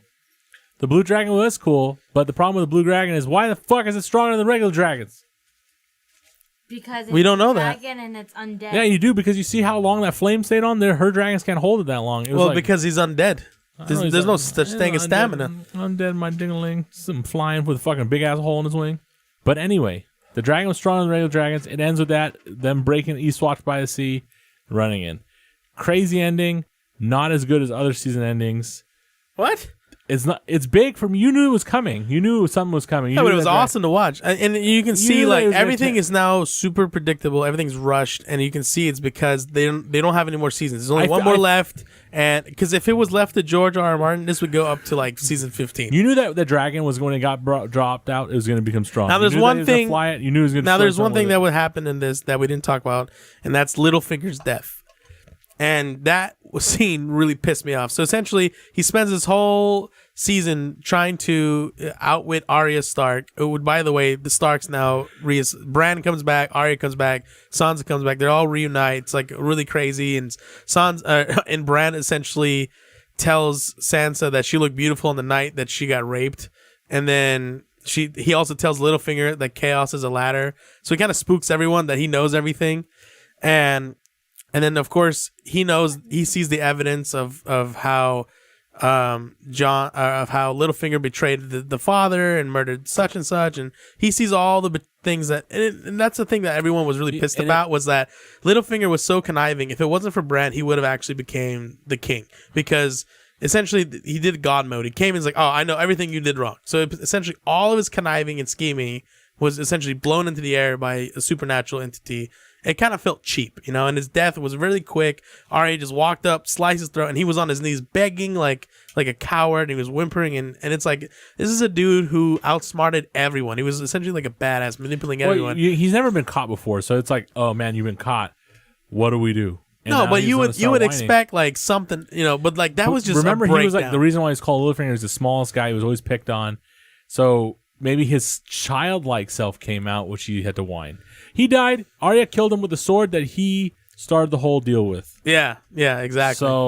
So you essentially have Littlefinger's death, who everyone's really upset about because of the way it went down is just really cheap. Because Littlefinger's character is actually really, really important. it is what it is. But And they said, and a lot of big complaints is that in the last 2 seasons they just made him useless. They brought him into the north and he just fucking walks around and doesn't do shit, just spurts random shit, and then they killed him. Again, it is what it is. George R.R. Martin isn't writing the character anymore, so he kind of fell apart. It is what it is. You can't change anything. They can't be as conniving or information heavy as before. But this season ended for me pretty predictably. I just knew he was going to die, and I knew that. Everything is starting to become obvious. And I was like, the dragon's going to be there, and yeah, boo it, buddy. So then, finally, what is your guys' predictions for season 8? What do you think is going to happen? It's going to break down. That already broke down. It was breaking down. No, it was down. They were walking over it already. And by the way, while they were walking over it, somebody noticed that the shape of them walking around the snow is the same symbol, is the symbol of the Stark wolf. So I have which an is idea. interesting. So what's going to happen is they're going to take those dragons, and they're going to fly those dragons. There's going to be a dragon battle. So obviously there's going to be a dragon battle. Everyone knows it. And I think what's going to happen is... That's what I was going is that I think all the dragons are going to end up dead. Don't let me finish. I think that a lot of the north is going to be destroyed. I think that Daenerys is going to get pregnant, and when she gets pregnant, she's going to have a baby. That baby will be... I think everyone's going to die. That baby is going to be Aegon the Second, and that will be the Mad King, and it starts all over again. I think that everyone's going to end up dying, and that the baby is going to be left with Tyrion, and he's going to raise him. Ironically, Tyrion he's going to sleep survive with the baby that's born. Will you shut up? It's going to be a girl. And it's also in the season, Cersei hinted that she's pregnant, or that is revealed that she's pregnant, and there's a lot of rumors that the baby is gonna be like a dwarf, just like Tyrion, as a sign of like, because of all because of all the incest, and also like as a ironic, it's gonna kill her, and it's gonna kill her. Yeah, that the same thing that killed her mother, that she hated him for, will happen to her. But it will be a girl, and Tyrion will fall in love with it. Okay. And then there'll be a new baby that's that'd be terrible. super dwarf, which is actually Hodor. So much incest. And then Hodor will super baby that is actually Hodor? Yeah, Hodor. Yeah, it's a Hodor. How? Because he's giant now. And What? then 2 negatives make a positive. Big ass baby. And then Big ass baby. Okay, we're gonna leave Sohail to his devices and jump right into listener confessions. Oh, really? Oh, already? Okay. my real prediction is the dragons are going to fight. Daenerys is going to fight. No, really? We're going to find out his name is Aegon. No, really? We already did. And then you're going to find out that... I want to know the scene where she finds out that he is a Targaryen. That's going to be the funniest she's pregnant. scene. She's going to find out when she's pregnant. She'll be like, oh, fuck, I have a baby. Shit. Right. You're my nephew. Anyway, if you guys have any theories or anything that you think is going to happen in Game of Thrones, shoot it our way. I would love to know. Obviously, of this group, I'm the bigger Game of Thrones fan, so I would love to hear what your guys' thoughts are. Tommy is just a self-inflicted self-promoter. I am the greatest. Can't read the words in the damn thing. I am the greatest. Dude, I read like 8 pages and I stumbled like what, 8 times, 10 times? You didn't know half the people's names. You're like Tugalag. Dude, their names are hard to read, okay?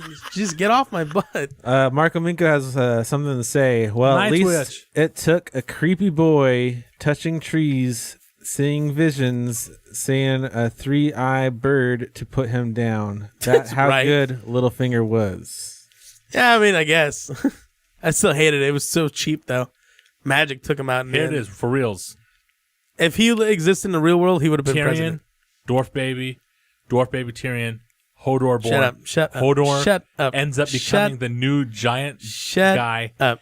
And then new giants are born. The whole world is taken over by giants. Game of Thrones over. So we didn't really get any confessions this week, but we did get a comment from Husky Dante. And our last episode was William and Ellie, and he wrote to us, oh my God, Ellie was almost alone. What's that? Why is Chris Tucker here? It's because he wasn't happy with how long it took to respond, I guess. Is that a gif about Chris Tucker? And he wrote, oh my God, Ellie was almost alone. So I think he wants Ellie to kill William and then have her own show. Maybe I'll do that for the next You're very close to being alone. What if you are alone the next episode? Forever alone?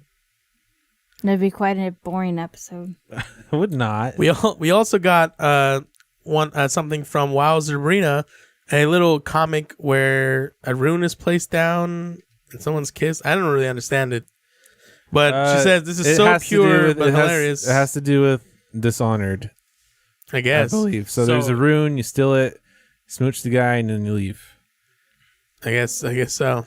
So there's a lot of thieving. Why is there like weird smoke coming out of there? His butt. I thought it was a poop, like a burning piece of poop he left on the bed or something. So I didn't really understand. Oh, dude, I thought that was his butthole. No, he's sleeping. But I thought that was a bed. It looks like a butthole. Look at it. It's not his butthole. Okay. Also, there's a meme going around that every year 10 million dogs are killed to make PlayStation controllers. Well, art is the image of life. Sent us this, wanted to talk about it.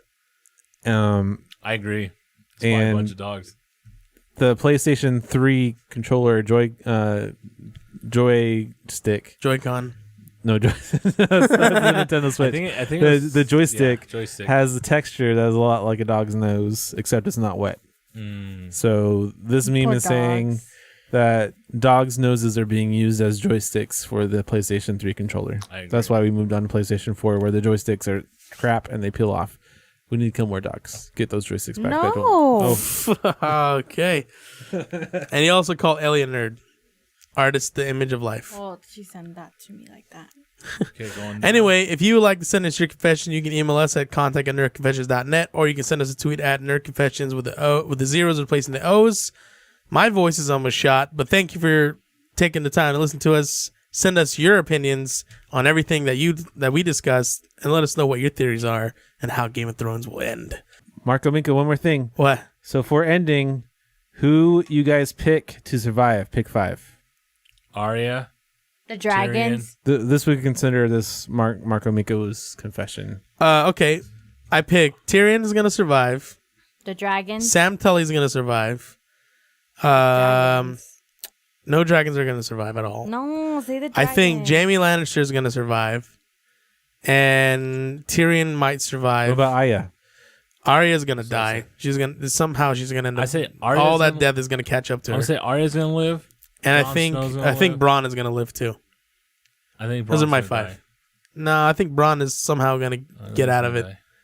It'll be like Bronn, Tyrion, I think he's gonna give his Jaime, life up for Jaime or Tyrion. maybe. Yeah, he might actually. You're I right. was gonna say Tyrion's gonna live. Arya's gonna live. Then you're gonna Sansa's gonna live. Sansa's gonna live. No, I don't think Sansa's gonna live. Dwarf living in Cersei's gonna live. Then you got Aegon. Aegon is gonna live. And then you got one more person. He's basically saying everyone's gonna live with Cersei. The Hound is gonna live. Dude, hey, real quick. Hey, that's is something gonna- I really like. I really like in the beginning they said we are meant to have these dire wolves, but they don't make it as much of a part of the series as I was hoping they would. Well, they Well, they got kind of- killed. They kind of explain that what is interesting, their wolves die with them most of the time. Yeah, it's true. Except for Summer. Not Summer. Her Arya's wolf. Yeah, doesn't. she Arya. bounced. She's like, "Fuck this, She's I'm out." like, I'm just gonna be wild. Well, that one kind of found her, right? Yeah, it But was they kind kinda of matched feral. how the personality. Like Yeah, 'cause Arya's pretty wild, She ended too. up kind of going out there being wild. Now this one didn't kill her, but it's out there being wild just like her. Yeah. How funny though was the interaction between the Hound and fucking Tormund, where they're just talking shit, and he's like, "Can you shut the fuck up?" Yeah. There was a lot of funny it was really humor funny. in the last season. Anyway, maybe Tormund is gonna have a baby with. okay, let's go. Hit the intro. No, Hit the it. lady, Ah, the tall lady. Anyway, that wraps up this week's confessions. Join us next week for more discussions and And their opinions baby's on gonna things have a that pique baby. our interest. Shout out Soil. If you have any confessions you would like us to discuss, feel free to send it our way. As always, we want to thank all of our listeners and followers for tuning in and supporting us. Share us, like us, review us, subscribe to our YouTube channel. Whatever you want to do, every bit helps us grow. And don't forget, you can find our previous episodes and content on our website, nerdconfessions.net. This is Nerd Confessions signing off. So Brienne has a baby with Tormund. Tormund's Oh baby. my and her God. Really tall baby. Tyrion has a baby with the dwarf baby. Small baby. They get together. Normal baby. Now that's the first man. First man. Come out. You put a fucking dragon glass. You know what? I did this to myself. I shouldn't have requested this. I knew this was gonna happen. I knew this guy was gonna be smoking some crack next while week- watching the show. Next week for sure, Cuphead, no matter what, And Kingsman. and maybe Kingsman. No, definitely Kingsman. Kingsman and Sohill. Cuphead. So Kingsman. I'm good with whatever you guys We're want. doing Circle. both. We're doing Golden both. Circle. Yes, we're doing both. I already watched it, so yeah, baby. All right. All right, we're doing both. Kingsman and Cuphead. Cuphead being that video game side scroller based around a lot of bosses, in which is really hard, and that game journalist got a hard time because he wasn't able to finish it, and there's a lot of drama about that. But we're good, so you'll see and have our opinion about it. Remember, chaos is a ladder, so don't fall. What? This is Nerd Brienne. Confessions signing off. Brienne of Tarth. Remember who's the king, baby. Remember who's the king. He's the Burger King. Or the Hamburger. I say Hamburglar.